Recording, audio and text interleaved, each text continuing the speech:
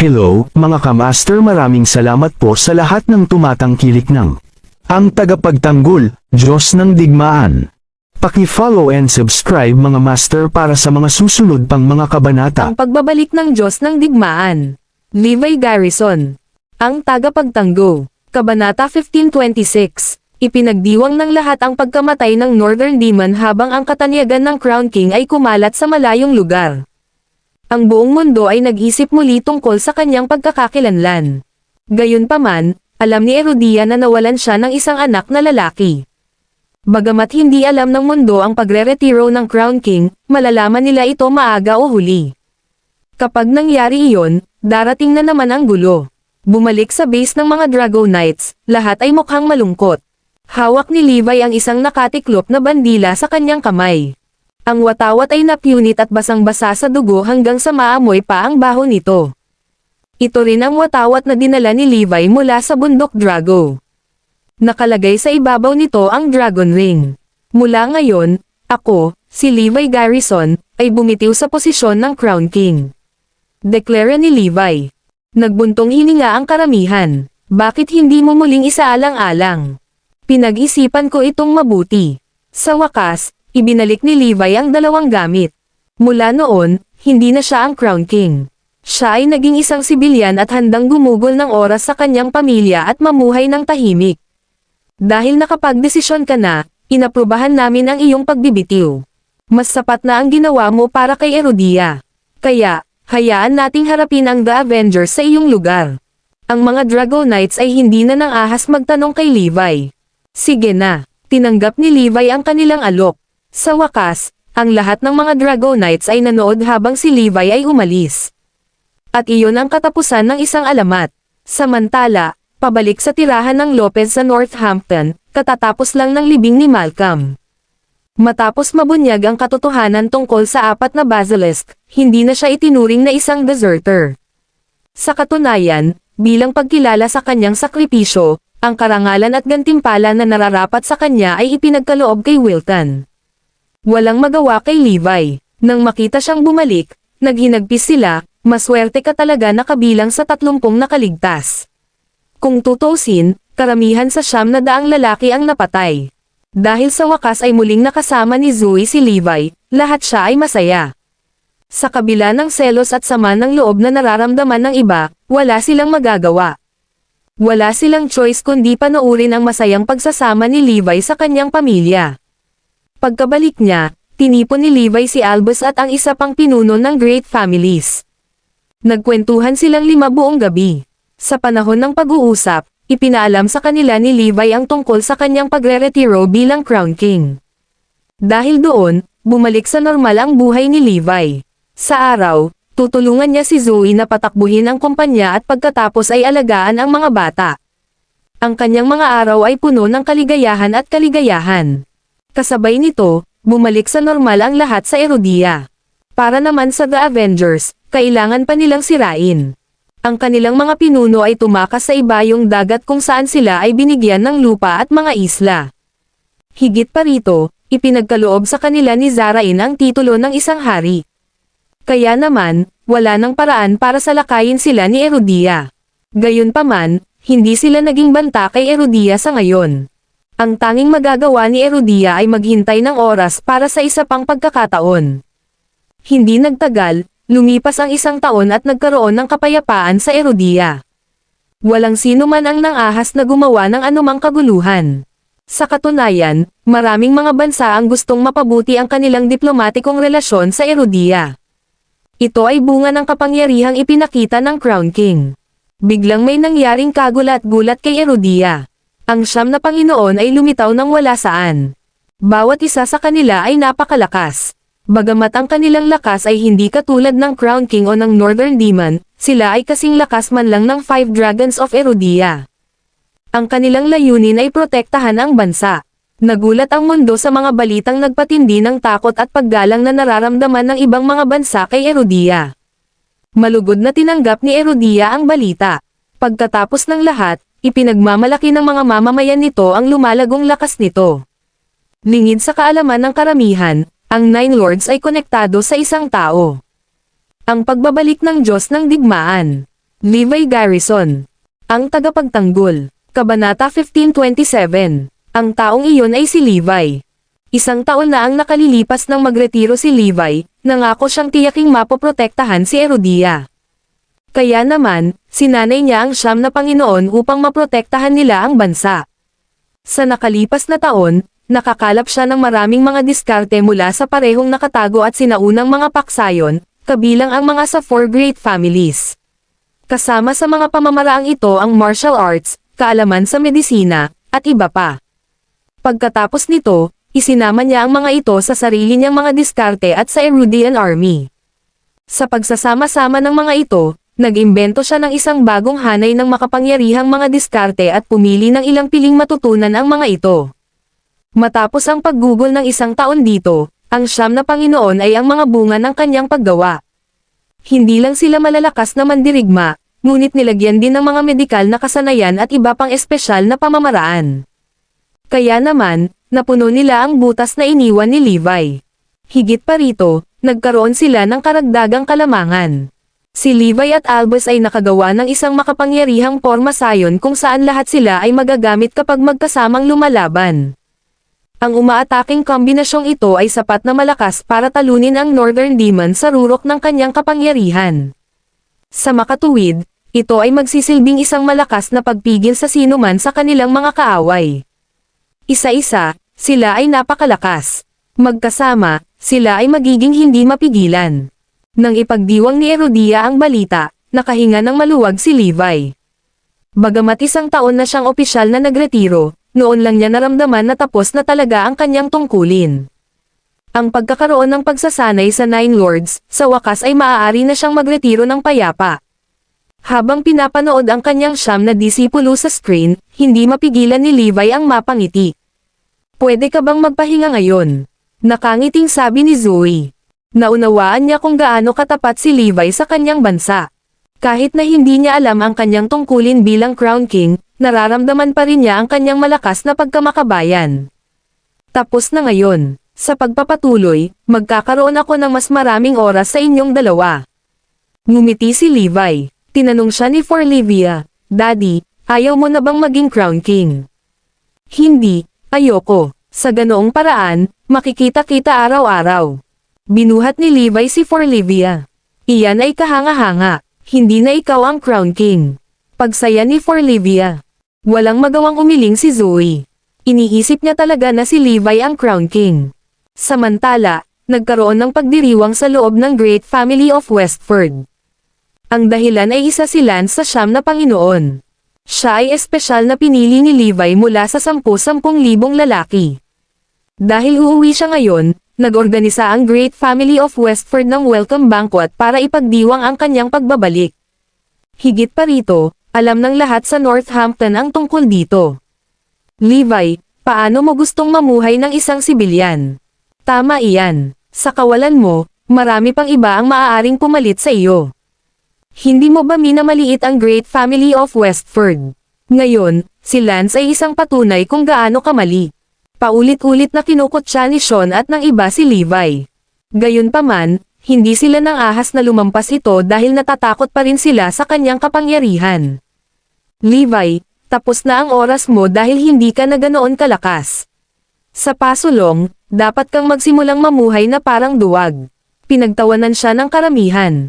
Mula noon, bumaba na ang katayuan ni Levi sa pamilya, hanggang sa wala nang nag-abala pang kutsain siya.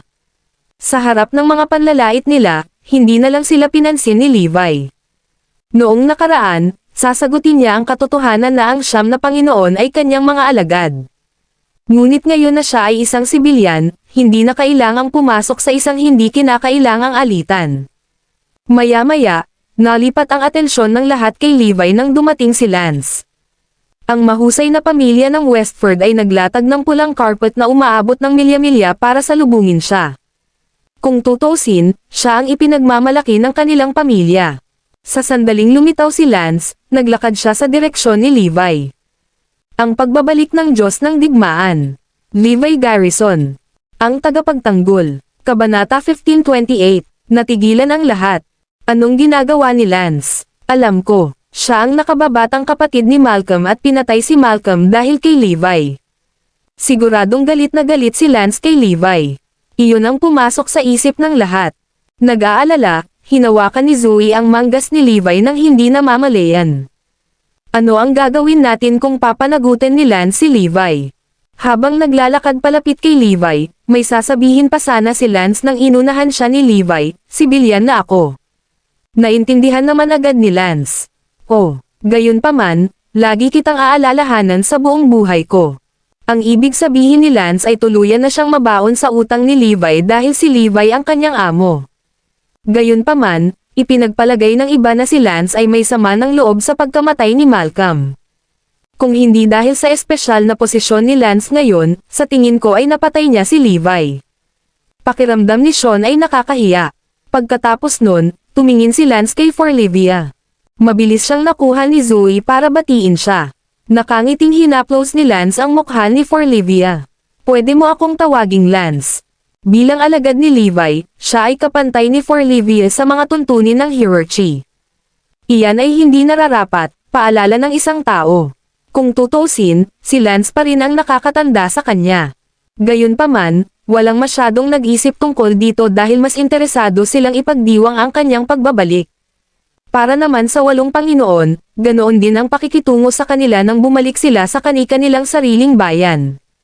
Napakahalaga na magkaroon ng napakalaking paghanga saan man sila pumunta dahil ito ay isang hindi direktang pagpapakita ng lakas sa mga kaaway ni Erudia. Siyempre, may kakayahan ang Nine Lords na ay back up ang kanilang reputasyon.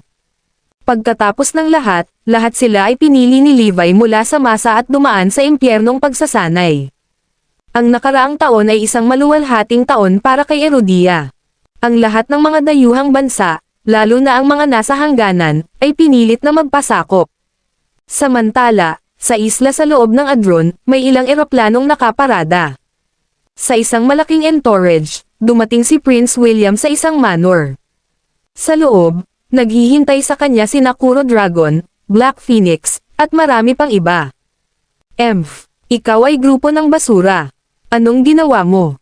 Inihagis ni Prince William ang pahayagan sa kanyang kamay sa mukha ni Kuro Dragon. Pagkatapos magbayad ng ganoon kataas na presyo, nabigo ka pa ring patayin ang Crown King. Sa kabila ng mga sakripisyo, patay na rin ang Northern Demon.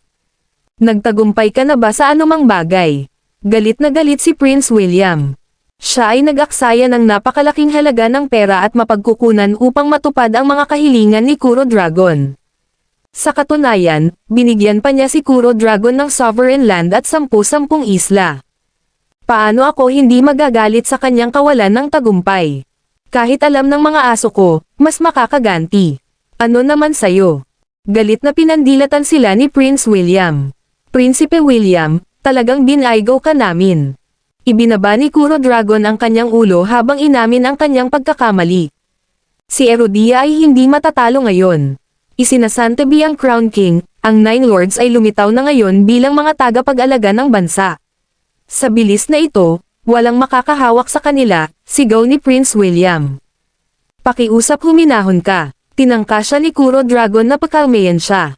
Mas mabuting gumawa ka ng bagong plano. Ano man ito, dapat kong makita si Erudia na wasak, o mas mabuti pa, lubos na nawasak. O kung hindi, babawiin ko ang lahat ng ibinigay ko sa iyo, pati na ang lupain at mga isla. Sa katunayan, ibabalik pa rin kita sa Erudia. Pagbabante ni Prince William na nakatitig sa kanila. Upang pigilan ang lumalagong impluensya ni Erudia, walang pagpipilian si Prince William kundi pilitin ang The Avengers na kumilos. Sige, mauuna na tayo. Sa isang mapanlinlang na ekspresyon, nakipagpalitan ng tingin si Kuro Dragon sa kanyang mga tauhan. Ang pagbabalik ng Diyos ng Digmaan. Levi Garrison. Ang tagapagtanggol. Kabanata 1529. This time around, bibigyan ko lang kayo ng 5 araw. Magwala ka kung hindi mo kaya. Aalis na sana si Prince William na nagtataka. Maghintay. Napatigil si Prince William sa kanyang mga landas nang marinig iyon. Prinsipe William, mangyaring manatili at panoorin kaming maghayganti kay Erudia. Sa pagmamasid mo sa amin, mapapalakas nito ang aming kahusayan. Ngumiti si Kuro Dragon. Lahat ay napatingin sa kanya ng may pagtataka. Hindi nila naiintindihan kung bakit niya pinananatili si Prince William. Nangangahulugan ito na palaging may namamahala sa kanila. Sure, ituloy natin yan. Pumayag si Prince William na manatili sa isla. Hinayla ng Black Phoenix si Kuro Dragon sa isang tabi. Hindi ba mapipigilan ang ating mga galaw dahil babantayan tayo ni Prince William? Ipinalabas ng Black Phoenix ang kanyang mga alalahanin. Noon pa man ay gustong kontrolin sila ni Prince William. Ngunit nais lamang nilang makipagsanib puwersa kay Prince William. Kung hahayaan nilang manatili si Prince William, ito ay isang pagkakataon para sa kanya na kontrolin sila. Ngumisi si Kuro Dragon, "I have my plans." Oh, napabuntong hininga ang Black Phoenix nang marinig ang kanyang mga sinabi. Magagawa ba ito? Ito. Nagpipiknak sila at natatakot. Isang mahabang buntong hininga ang pinakawalan ni Kuro Dragon. Ito na lang ang natitirang paraan. Sige, kung gayon, ibigay natin ang ating makakaya. Isang nakakatakot na kislap ang kumikinang sa gitna ng Black Phoenix. Si Levi ay namumuhay pa rin ng isang ordinaryong buhay. Nag-aayos siya para pumunta si Forlivia sa kindergarten sa nakalipas na 2 araw. Nang sumapit ang gabi, napabuntong hininga siya. Ang kapayapaan ay hindi magtatagal. Kung mas mahinahon, mas malakas ang bagyo. Naisip na ni Levi ang kasalukuyang sitwasyon. Kinapa niya ang kanyang mga templo. My instinct tells me that but this has nothing to do with me anymore. Bakit ko pa ba iniisip yon? Ha, bakit ka nandito? Ngumisi si Levi habang naglalakad palabas. Si Lance pala, Guro, Grandmaster. Bati ni Lance kina Levi at George. Master, bago pa lang ako sa posisyong ito at, medyo nawawala na ako. I don't think I'm competent enough. Sigurado akong ganoon din ang nararamdaman ng iba pang 8 tao. Mahirap para sa amin na kunin ang tungkulin mula sa iyo. Nakapamulsa si Lance sa lupa. Gaya ng sinabi ko, isa na akong ordinaryong tao ngayon, kaya huwag mo akong istorbohin. Tumalikod si Levi at umalis. Nang malapit nang mawalan ng pag-asa si Lance, muling narinig ang boses ni Levi. Maging mapagmatsyag, pigilan ang anumang posibleng panganib. Oo, tumanggaw si Lance bilang tugon. Ngunit hindi niya isinapuso ang mga salita. Sino ang nangahas na lusubin si Erudia? At may panganib pa, imposible yan. Mas naging clueless siya sa susunod na gagawin. Gayunpaman, hindi niya alam na ang kanyang kapabayaan ay magdudulot ng malaking problema. Kinabukasan, si Kuro Dragon at ang iba ay nagpalipad ng eroplano patungong Bayview. Nasa eroplano na rin si Prince William. Si Erudia ay nakalubog pa rin sa kaligayahan ng pagpapakita ng siyam na Panginoon, hindi alam ang paparating na panganib. Samantala, sa Southampton ng Erudia, sa wakas ay huminto na rito ang Avengers. Prinsipe William, pakiusap, nangunguna si Kuro Dragon. At lumabas si Prince William kasama ang iba. Bakit mo ako dinala kay Erudia? Maaari mo bang sabihin sa akin ngayon? Tanong ni Prince William. Hindi niya alam kung ano ang binabalak ni Kuro Dragon at ang alam lang niya ay makakapanood siya ng isang nakakabaliw na palabas kung pupunta siya sa Erudia. Inaabangan niya ito. Paano ipaghihiganti ni Kuro Dragon si Erudia? Prinsipe William, maaari ko bang simulan? Nakangiting tanong ni Kuro Dragon.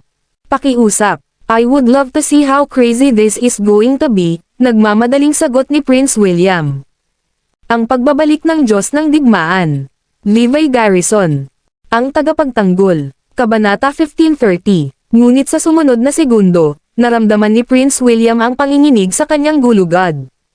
Isang lamig ang damaloy sa kanyang katawan, mula sa kanyang ibaba hanggang sa kanyang ulo. Ibinaling niya ang kanyang ulo nang hindi niya namamalayan, lamang upang matugunan ang mga masasamang mata ni Kuro Dragon.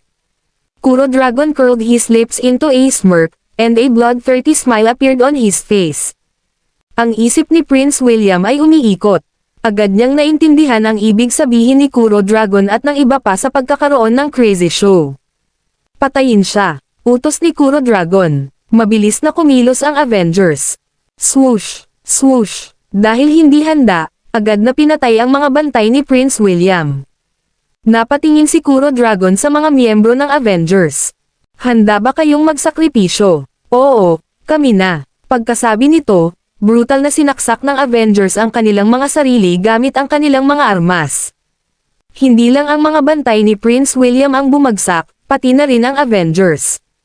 Kabilang sa mga ito, 2 tao sa itim na maskara ang mga miyembro ng konseho.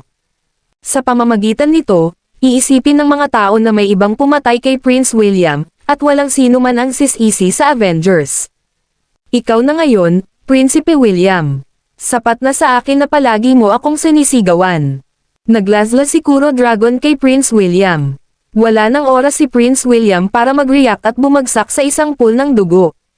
Hahaha, matagal na kitang gustong patayin, at sa wakas nakahanap na ako ng pagkakataon. Tumawa ng malakas si Kuro Dragon. Sa lahat ng oras na ito, tinatrato sila ni Prince William bilang mga alipin. Lahat ay nagpipigil ng kanilang nararamdaman. 2 ibon ang pinatay ni Boss gamit ang isang bato. Hindi lang si Prinsipe William ang napatay, kundi na-frame din si Erudia. Tumawa ang Black Phoenix. Dahil namatay si Prince William sa Erudia, magiging seryosong problema ito. Magsisimula ang lahat ng iba't ibang uri ng haka-haka. Sabay tawa ng iba. Tumingin ulit si Kuro Dragon bago niya sinabing, "Let's go." Hindi nagtagal ay umalis na si Kuro Dragon at ang iba pa. Dumating ang isa pang grupo ng mga tao. Si Lance ang pinuno. Ang 9 na Panginoon ay bawat isa ay namamahala sa isang lugar. At si Lance ang namamahala sa lugar na ito. Napansin niya ang Avengers nang lumipad sila ng eroplano papunta sa lugar na ito. May mga tao siyang binabantayang mabuti ang kanilang mga galaw. Nang matagpuan nila ang lugar kung saan lumapag ang eroplano, mabilis nilang dinala ang mga tao. Anong nangyayari? Nawalan ng salita si Lance at ang grupo niya nang makita ang mga bangkay at ang gulo sa pinangyarihan ng labanan. At napagtanto nilang may mali. Tingnan mo ang kanilang pagkakakilanlan. Kumunat ang noo ni Lance. Ang mga ito ay mula sa Avengers, at ito ay si Prince William mula sa Zarain. Hindi nagtagal, natagpuan ang mga pagkakakilanlan ng mga taong ito. Nako, masama ito. Naramdaman ni Lance na may darating na krisis. Hindi niya namamalayan ang paligid. Ngunit hindi niya alam na may kagamitan na nagre-record sa bawat eksena nila. Gumawa ito ng senaryo kung saan parang dinala ni Lance ang mga tao para patayin si Prince William at ang iba pa sa kanila. Bukod dito, ang lokasyon ay nasa loob ng Erudia. Ang katibayan ay kapanipaniwala at hindi may kakaila. Di nagtagal, ang pinakamalaki at pinakamisteryosong dark web sa mundo ay naglabas ng isang piraso ng pasabog na balita. Si Prince William mula sa Zarain ay pinatay sa Erudia. Ang balita ay suportado ng katibayan. Lahat ng nasa eksena ay naitala. Higit sa lahat, natagpuan ngang patay si Prince William sa Erudia, na nagpadali sa investigasyon. Kitang-kita ang katotohanan, namatay si Prinsipe William sa Erudia at pinatay ng Erudian. Nagulat ang buong mundo nang ilabas ang balita. Ang Zarain ay isang makapangyarihang bansa. Kahit na si Prince William ay walang mahalagang posisyon, siya ay mula sa maharlikang pamilya. Kilala siya sa buong mundo. Ang kanyang pagkamatay ay sapat na upang magdulot ng malaking kaguluhan. Ang pagbabalik ng Diyos ng Digmaan. Levi Garrison. Ang tagapagtanggol. Kabanata 1531. Sa sandaling ito, ang buong mundo ay natangay sa balita ng pagkamatay ni Prince William. Sumiklab ang mga protesta sa Adron. Daan-daang libong tao ang nagprotesta. Hindi nagtagal, sumiklab ang mga protesta sa lahat ng dako kabilang ang Bayview. Daan-daang libong tao ang nasa lansangan, na may dalang mga watawat at mga banner. Lahat ay humihingi ng paliwanag sa pagkamatay ni Prince William. They were questioning Erudia, bakit mo pinatay si Prince William? Nais din nilang bigyan sila ni Erudia ng malinaw na sagot at ibigay ang mamamatay tao. Ang mga bagay ay lumalala. Nagprotesta ang mundo laban kay Erudia. Lahat ay naghahanap ng hustisya para sa pagkamatay ni Prince William. Ang mga bansa at organisasyon sa buong mundo ay pinapuna si Erudia, na humihingi ng paliwanag. Ang mga bagay ay umunlad sa isang sitwasyon kung saan ang buong mundo ay laban kay Erudia. Kahit na makapangyarihan si Erudia dahil nasa kanila ang Crown King at ang Nine Lords, ang pagkamatay ni Prince William ay nagpasiklab sa galit ng lahat. Pagkatapos ng lahat, mayroon silang karapatan sa daan. Lumipas ang ilang oras ngunit nanatiling tahimik si Erudia. Hindi sila nagbigay ng anumang paliwanag. Samantala sa Northampton, si Lance naman ay mukhang nagalit. Ang dingding ay napuno ng mga tatak ng kamay na sinampal niya. Naalala niya ang ibinabala ni Levi bago nangyari ang insidente. Ngunit huli na ang lahat. Masyado siyang kumpiyansa. Kahit na maaga niyang natuklasan ang eroplano ng Avengers, pinayagan niya silang makapasok sa Erudia. Nahumantong sa sumusunod na sakuna. Dapat ay pigilan na niya ang lahat ng nangyayari. Ngunit hindi siya naging mapagbantay. Lance, hindi pa nagtagal mula nang ikaw ay kumuha ng posisyon, at ito ay nangyari. Ano bang problema mo? Natahimik si Lance. Nalilito siya kung ano ang gagawin sa pangyayaring ito. Maaari siyang lumaban o pumatay, ngunit siya ay walang alam pagdating sa pagharap sa mga pukana tulad nito. Noong sinasanay ni Levi ang siyam na Panginoon, may mga plano siyang gabayan sila sa aspetong ito. Kailangan niya ng siyam na kandidato na kayang humawak ng mga seryosong bagay, ngunit hindi siyam na walang ingat na lalaki na alam lamang ang labanan. Ngunit malinaw naman, hindi iyon napagtanto ng siyam sa kanila. Kasabay nito, si William II ng maharlikang pamilya ni Zarain, na siya ring ama ni Prince William, ay galit na galit sa pagkamatay ng kanyang anak. Si Prince William ang kanyang nag-iisang anak na lalaki. Nangako siyang gagawin ang lahat ng kanyang makakaya upang maipaghiganti ang kanyang anak. Sa sandaling ito, papunta siya sa Erudia. Sasamahan niya si Erudia para ipaghiganti ang kanyang anak. Sa ilalim ng gayong mga kalagayan, maaari lamang ipadala ni Erudia ang kanilang mga profesional na negosyador upang makabuo ng pinakamahusay na solusyon para kay William II. Imposibleng malaman ang totoong pumatay kay Prince William sa maikling panahon. Sa kasalukuyan, maaari lamang nilang patatagin ang sitwasyon. Ang mga negosasyon ay magaganap sa Southampton. Si William II ay may napakahusay na mga mandirigma sa paligid niya upang matiyak ang kanyang kaligtasan. Natatakot siya na baka ganoon din ang mangyari sa kanya. Ngunit dahil ang buong mundo ay narito ang kanilang mga mata, ipinapalagay niya na walang maglalakas loob na pumatay ng sinuman. Nagkataon namang si Lance ang may hawak ng security. Bago umalis si Lance ay pinuntahan pa niya si Levi. Master, nandito na naman ako. Nasa malalim akong problema sa pagkakataong ito. Hindi ako sigurado kung ano ang gagawin. Nakaluhod si Lance sa pintuan, nagmamakaawa. Kasalanan niya iyon. Nais niyang tabyusan ang kanyang mga pagkakamali at hayaang makita ng iba ang kanyang mga kakayahan. Tulad ng sinabi ko, nagretiro na ako sa mga makamundong gawain. Maririnig ang malamig na boses ni Levi. Master, sobrang naliligaw ako. Gabayan mo ako. Hindi ako tatayo hanggat hindi ka lumalabas. Patuloy na lumuhad si Lance sa sahig. Magwala ka. Huwag mong subukan ang pasensya ko. Ungol ni Levi mula sa loob. Mabilis na napatayo si Lance sa gulat. Sa sandaling ito, dumating si Zoe. Tumingin siya ng malapitan at napabalikwas siya nang mapagtantong si Lance iyon. Ang pagbabalik ng Diyos ng Digmaan. Levi Garrison. Ang tagapagtanggol. Kabanata 1532. Ikaw, nauutol na tumingin si Zoe kay Lance nang may takot. Ipinapalagay niya na dumating si Lance upang maghanap ng mga pagkakamali kay Levi. Magwala ka. Tigilan mo na naman ako, sigaw ni Levi. Pursing his lips, Lance shot Zoe a look full with emotion. Nasisiraan ka na ba ng bait, Levi? Paano mo siya hihilingin na umalis? Hindi makapaniwalang tinitigan ni Zoe si Levi. Kung ano man iyon, ordinaryong tao lang si Levi samantalang si Lance ay isa sa Nine Lords. Ayos lang. Bubugbugin ko siya kung sakaling magpakita siya ulit, pang-iinis ni Levi. Walang magawang umiling si Zoe. Hindi siya nagbago kahit kaunti. Samantala, mayroong ilang mga cruise ship na nakita sa Southampton, kung saan ang pinakamalaking isa ay sakay ng William II, The Avengers, Kuro Dragon, at ang iba pa. Ang ating prinsipe ay hindi maaaring mamatay ng walang kabuluhan. Dapat tayong humingi ng paghihiganti para sa kanya, sinubukan ni Kuro Dragon na pawiin ang apoy ng kontrobersya. Tumango rin ang iba pang lalaki, tama. Dapat mamatay ang lahat ng nasasangkot. Oo, lalo na si Lance kasama ang mga pamilya nila. Nang marinig ang mga pahayag, nagalit si William II. Baka biro lang yan. Gayunpaman, bilang isang mayaman at makapangyarihang hari na mayroong hindi mabilang na mga hindi kapani-paniwalang talento na naglilingkod sa kanya, madali niyang magagamit ang alinman sa mga nangungunang manlalaban sa mundo sa isang iglap lamang. Sa harap ng kanyang labis na impluwensya, si Herodia ay inaasahang gumawa ng karagdagang mga konsesyon.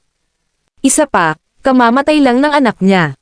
Sa makatuwid, napagpasyahan niyang mali si Herodia. Kailangan nating ipaghiganti tayo sa negosasyon bukas. Bilang karagdagan, dapat tayong magsikap para sa higit pang mga benepisyo. Iminumungkahi ko na hilingin natin kay Herodia na ibigay ang Crown King. Isang mata para sa isang mata, tanging ang kanyang kamatayan lamang ang makakapagbayad sa pagkamatay ni Prinsipe William, mungkahi ni Kuro Dragon. Isa-isang umiling ang ibang mga lalaki. Iyan ay isang nakakalito na sitwasyon. Una, walang garantiya na ibibigay ni Herodia ang Crown King. Kahit na pumayag sila na gawin iyon, hindi rin natin siya mapapatay kung tumanggi siyang sumuko. Totoo yan, pero gawin natin ang lahat at bigyan sila ng ultimatum. Bawat pagsisikap ay mahalaga. Nagkasundo ang gang. Kinagabihan, dumating ang negotiating team sa piling ni Lance. Sandaling nagpalitan sila ng pagbati at pagkatapos ay naghiwalay na sila ng landas. Nang akmang aalis na si Lance, tinawag siya ni Kuro Dragon. Nakabantay si Lance habang nakatitig kay Kuro Dragon. Sino ka? Mga ad ng Pub Future. Ang iyong tagapagligtas, deklara ni Kuro Dragon. Naguguluhan, nagtanong pa si Lance, ang aking tagapagligtas. Talaga, ngayon, alam na ng buong mundo na ikaw ang may pakana na patayin si Prince William. Ako, wala kang dahilan para pabulaanan ang paratang na ito, hindi ba? Hinding-hindi hahayaan ni William II ang slide na ito. Pananagutan ka rin ng buong Zarain. Hindi lamang ikaw ang magdadala ng kahihinatnan, ang iyong pamilya, ang iyong buong angkan ay kalagkarin din dito. Natigilan si Lance at napabilis ang paghinga. Alam kong isa ka sa siyam na Panginoon. Gayunpaman, imposibleng pumanig si Herodia sa bagay na ito. Noong William II, gusto niyang lahat ng kasali ay may libing ng buhay. Ako ay humanga na nagagawa mong hadlangan ang mga pag-atake na ginagawa sa sikat ng araw. Paano ang mga ginawa ng palihim? At kung mayroong libu-libong mamamatay? Alam namin ang lahat tungkol sa iyong pamilya at mga kaibigan, tulad ng likod ng aming mga kamay. Ang iyong mga aksyon ay haantong sa isang malaking digmaan sa pagitan ng dalawang bansa. Kapag nangyari iyon, ikaw ay magiging isang kahihiyan at martilyo sa haligi ng kahihiyan magpakailanman. Nasa punto ang pagsusuri ni Kuro Dragon, na nawalan ng mga salita kay Lance. Bagaman maingat siyang pumayag, nagalit siya at lubos na nadismaya sa kinalabasan. Ano ang silbi ng pagkakaroon ng gayong dakilang kapangyarihan? Hindi ko man lang ito maisasanay bago ang mapangahas na pagsasabuatan at panlilinlang na ito. Nakaramdam siya ng kakilakilabot. Sabi mo matutulungan mo ako. Naalala ni Lance ang pahayag ni Kuro Dragon. Oo, ako lang ang makakapagligtas sa iyo, ngunit sa isang kondisyon. Ngumiti si Kuro Dragon. Ang pagbabalik ng Diyos ng Digmaan. Levi Garrison. Ang tagapagtanggol. Kabanata 1533. Sandali lang. Bakit ako magtitiwala sa'yo? Tiyak na hindi ikaw si William II, kaya anong desisyon ang maaari mong gawin? Nagdududa si Lance. Sa sobrang ngiti sa kanyang mukha, si Kuro Dragon ay nag-prompt, mayroon ka bang ibang opsyon? Ako. Napaatras si Lance. Ayaw mo bang malaman kung sino ako? Ako ang pinuno ng The Avengers. Ano? Kinilig si Lance nang marinig ang revelasyong iyon. Ang kanyang nagbabantang impluwensya ay pangalawa lamang sa Northern Demon. Ako nga pala ang pumatay kay Prince William. Nasa bingit ng pagkawala ng isip si Lance nang ibunyag ni Kuro Dragon ang sagot. Siya ang may kasalanan sa akin. Huwag kang masyadong mag-work up. Wala kang magagawa tungkol dito. Patayin mo man ako, walang saysay ang iyong pagsisikap. Hindi ako interesado sa great family of Westford. Sa halip, ang pangunahing target ko ay si Herodia. Tumawa si Kuro Dragon. Sa tingin mo ba hindi kita papatayin? Tanong ni Lance habang nagliliyab ang kanyang mga mata na may balak na pagpatay. Hayaan mo akong makita. Mayroon ka bang childhood sweetheart na nagngangalang Lily Wembley, na nakatira ngayon sa... Nagpatuloy si Kuro Dragon sa pagbigkas ng maraming personal na impormasyon na labis na ikinagulat ni Lance. Naniwala siya sa sinabi ni Kuro Dragon at sumuko sa kanyang panggigipit. Malalampasan ko ang anumang nakikitang hamon o kontra-atake kung alam ko kung ano ang kanilang mga plano, ngunit hindi ko malalaman kung ano ang kanilang plano. Bukod dito, ang galit ni William II at Zarain ang pinag-uusapan natin. Pumayag si Lance sa desisyon ni Kuro Dragon. Sinabi ng huli, sagutin mo ako ng isang tanong kung nais mong iligtas ang iyong pamilya at ang iyong mga mahal sa buhay. Ano ito? Namilog ang mga mata ni Lance habang pinag-iisipan ang kahilingan ni Kuro Dragon. Sabihin mo sa akin ang tunay na pagkakakilanlan ng Crown King. Ito ay kasing simple ng ABC, tama ba? It's not like I'm asking you to do anything hard, pangungumbinsi ni Kuro Dragon. Hanggat nabubuhay ang Crown King ng isang araw pa, hindi siya mapakali. Sa makatuwid, determinado si Kuro Dragon na alamin kung sino siya at pagkatapos ay alisin ang Crown King. Nag-aalangan si Lance. Kahit na ito ay isang madaling gawain, hindi niya nagawang gawin ito. Gusto ko lang malaman kung sino siya. Don't worry, masyado siyang malakas para mahawakan ko. Isaalang-alang ito ng isang bargain, sabihin sa akin ang sagot at ang iyong mga mahal sa buhay ay magpapasalamat sa iyo para sa pag-save ng kanilang buhay. Magiging sulit ito, magtiwala ka sa akin. Pagkatapos mag-isip, tumangala si Lance kay Kuro Dragon at nagtanong, paano mo masisigurong hindi mo sila sasaktan? Tumawa lang si Kuro Dragon habang inilabas ang kanyang telepono at nag-play ng video, na ipinakita si Lily, na nakakulong. Nakakuyom ang kanyang mga kamao, sa wakas ay napagtanto ni Lance na ang kanyang mga kaaway ay mas nakakatakot kaysa sa kanyang inaakala. Ipinulupot nila siya sa kanilang mga daliri. So, kailangan mo pa ba ang garantiya ko ngayon? Sagutin mo ang tanong ko at bibitawan ko siya kaagad, banta sa kanya ni Kuro Dragon sabay ngiti ng masama. Sa nagngangalit na mga ngipin, nagluwalhati si Lance ng isang tugon, sasabihin ko sa iyo. Si Levi Garrison ang Crown King. Nang matanggap ang paghahayag, biglang tumibok ang puso ni Kuro Dragon. Parang hinulaan niya ito. Gayunpaman, dumating pa rin ito bilang isang bolt mula sa asol nang sa wakas ay nakumpirma niya ito. Si Levi lamang ang maaaring tumugma sa mga paglalarawan ng Crown King. Gayunpaman, si Levi ay tila hindi kasing lakas ng Crown King, hindi ba? Sa huli, pinarangalan ni Kuro Dragon ang kanyang salita at pinalaya si Lily. Nangako rin siyang hindi niya ilalagay si Lance sa isang mahigpit na lugar sa negotiation meeting kinabukasan. Nang nalantad ang pagkakakilanlan ng Crown King, paano ibabalik ang mga mesa? Bumalik sa cruise ship, si Kuro Dragon, Black Phoenix at ilang iba pa ay nag-iisip ng plano. Imposible yan. Ang lakas ni Levi ay kahanga-hanga sa mga nakaraang taon, ngunit walang magandang ipagsigawan. Paano niya naabot ang ganitong estado? Napakalaki ng improvement niya, kahit ang Northern Demon ay mas mahaba ang kalaban niya. Kailangan kong malaman kung ano ang pinagdaanan niya. Pinapanatili ang kanilang atensyon kay Levi, pinangunahan ni Kuro Dragon ang koponan upang pag-aralan pa ang kanyang katayuan. Pinag-isipan nila ang bawat laban niya nitong mga nakaraang taon at tinukoy ang kanyang mga kalakasan pati na rin ang mga kahinaan. Haha, alam ko ang pinakamalaking sikreto ni Levi. Biglang nagpakawala ng nakakatakot na tawa si Kuro Dragon. Mula ngayon, ang Crown King ay hindi na magiging banta sa atin. Ang pagbabalik ng Diyos ng Digmaan. Levi Garrison. Ang tagapagtanggol. Kabanata 1534. Ano? Tanong ni William II na lubos na naguguluhan. May isang kasabihan sa Erodia na nagsasabing, hindi maaaring kumuha ng bago nang hindi sinisira ang luma. Sigurado ako na si Levi ay nakakuha ng bagong lakas mula sa pagkawasak. Malinaw sa amin na si Levi ay maaaring patay o may kapansanan pagkatapos na dumaan sa isang serye ng malalaking labanan. Gayunpaman, hindi niya ginawa. Sa katunayan, naging mas malakas siya, hanggang sa napatay niya ang Northern Demon. Naaalala mo ba na medyo siya incapacitated kapag siya ay ipinadala sa likod ng mga bar? Kahit papaano, inilipat siya ng palihim. Kung hindi ako nagkakamali, ang River Zero Technique ang nagpabago sa kanya. Tumanggaw si Black Phoenix habang nakikinig sa review. Malamang yun. Sa mundo ng martial arts sa Erodia, mayroon talagang ganitong pamamaraan na tinatawag na River Zero. Nakangiting ipinaliwanag ni Kuro Dragon, si Levi ay nagmula sa isang hamak na pamilya at walang kinalaman sa mga nakatagong puwersa. Ang tanging posibilidad ay ang kanyang karanasan sa kulungan. Maaaring may nangyari noon na nagbigay daan sa kanya upang matanggap ang kapangyarihan ng River Zero.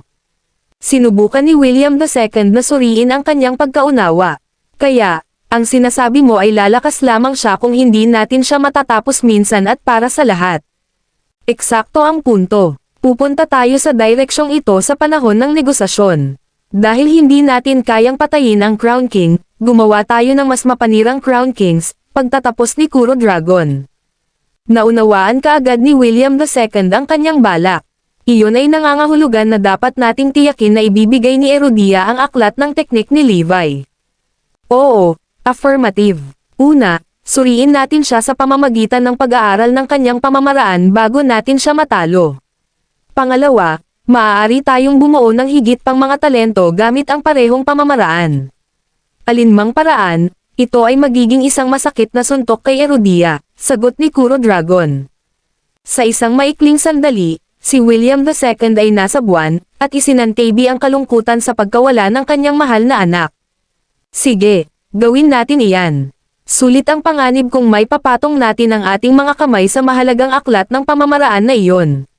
Lahat ng Zarain ay magpapasalamat sa akin. Gayunpaman, hindi natin mapatay si Lance at ang Great Family of Westford, sabi ni Kuro Dragon. Napatulala, nagtanong si William II, bakit hindi? Sila rin ang pumatay sa anak ko. Sinabi iyon ni Kuro Dragon hindi dahil gusto niyang panindigan ang pangakong binitiwan kay Lance, ngunit mayroon siyang sariling mga dahilan at magandang plano sa hinaharap. Sa kasalukuyan, walang nakakaalam sa Erudia na ang pagkakakilanlan ng Crown King ay nalantad, kasama si Levi. Hanggat hindi namin pinupuntirya si Lance, hinding-hindi malalaman ni Levi. Inaasahan ni Kuro Dragon na gamitin ng husto ang butas para sa kanyang sariling kalamangan. Matapos marinig ang kanyang katwiran, pumayag si William II na sumama sa kanyang ideya. 10:00 na ng umaga nang magsimula ang negotiation meeting. Humabol ang lahat at dinala kaagad ang pangunahing paksa. Patay na ang anak ko at humihingi ako ng pagbabayad sala. Kung hindi, gusto kong ilibing ng buhay ang bawat kaluluwa sa Erudia. Marubdob, si William II ay determinado at hindi natitinag sa paglalahad ng kanyang kahilingan. Pakilista ang iyong mga kondisyon at gagawin namin ang aming makakaya upang masiyahan ka. Pawis na pawis ang negotiating team. Una, dapat ibigay ni Erudia ang 10 tao para bayaran ang buhay ni Prince William. Agad na tumugon ang negotiating team, technically speaking, there's no issue with this request. Maaari pa nating pag-usapan. Mayroon ka bang mga partikular na individual na nasa isip? Nababahala, pinunasan ni Lance ang mga butil ng pawis sa kanyang noo. Malapit na niyang matuklasan ang sandali ng katotohanan. Hindi, hanggat may 10 buhay na isinakripisyo, sabi ni William II. Nakahinga kaagad ng maluwag si Lance nang marinig iyon. Susunod, pipigilan ko ang pagkakakilanlan ni Levi. Walang dapat makaalam na ang pusa ay nailabas sa bag, lalo na si Levi. Pangalawa, gusto kong patayin ang Crown King, utos ni William II sa malamig na tono. Sinadya niya iyon, alam niyang hinding-hindi papayag si Erudia. Paumanhin, hindi namin ma-accommodate ang kahilingang ito. Please state another one, sabay-sabay itong tinanggihan ng negotiating team. Sige, pagkatapos ay iiwan mo akong walang pagpipilian kundi ang hilingin sa Crown King na ibigay ang kanyang technique book. This is my bottom line at hinding-hindi ako susuko. Ang pagbabalik ng Diyos ng Digmaan. Levi Garrison. Ang tagapagtanggol. Kabanata 1535. Natigilan ang lahat sa negotiating team. Bakit biglang hiniling ni William II ang aklat ng pamamaraan ng Crown King? Ano ang napakahusay tungkol doon? Wala silang ideya. Maging si Lance ay medyo natigilan. Para saan yan? Kailangan nating pag-usapan ito at ilapat sa mga nauugnay na tauhan. Ang negotiating team ay wala sa posisyon na gumawa ng desisyon tungkol sa hindi pangkaraniwang kahilingang iyon. Kung ganoon, magdigmaan tayo. Gagawin ko ang lahat para labanan si Erudia. Bantayan mo ako. Tumahol si William II. Manatiling kalmado. Tinatanggap namin ang dalawa sa mga kondisyon na inilatag mo, pinatahimik ng negotiating team si William II upang pigilan ang kanyang galit. Ito ay ilang pamamaraan lamang na hindi maihahambing sa iba pang mas mahalaga at mahahalagang bagay, hindi ba?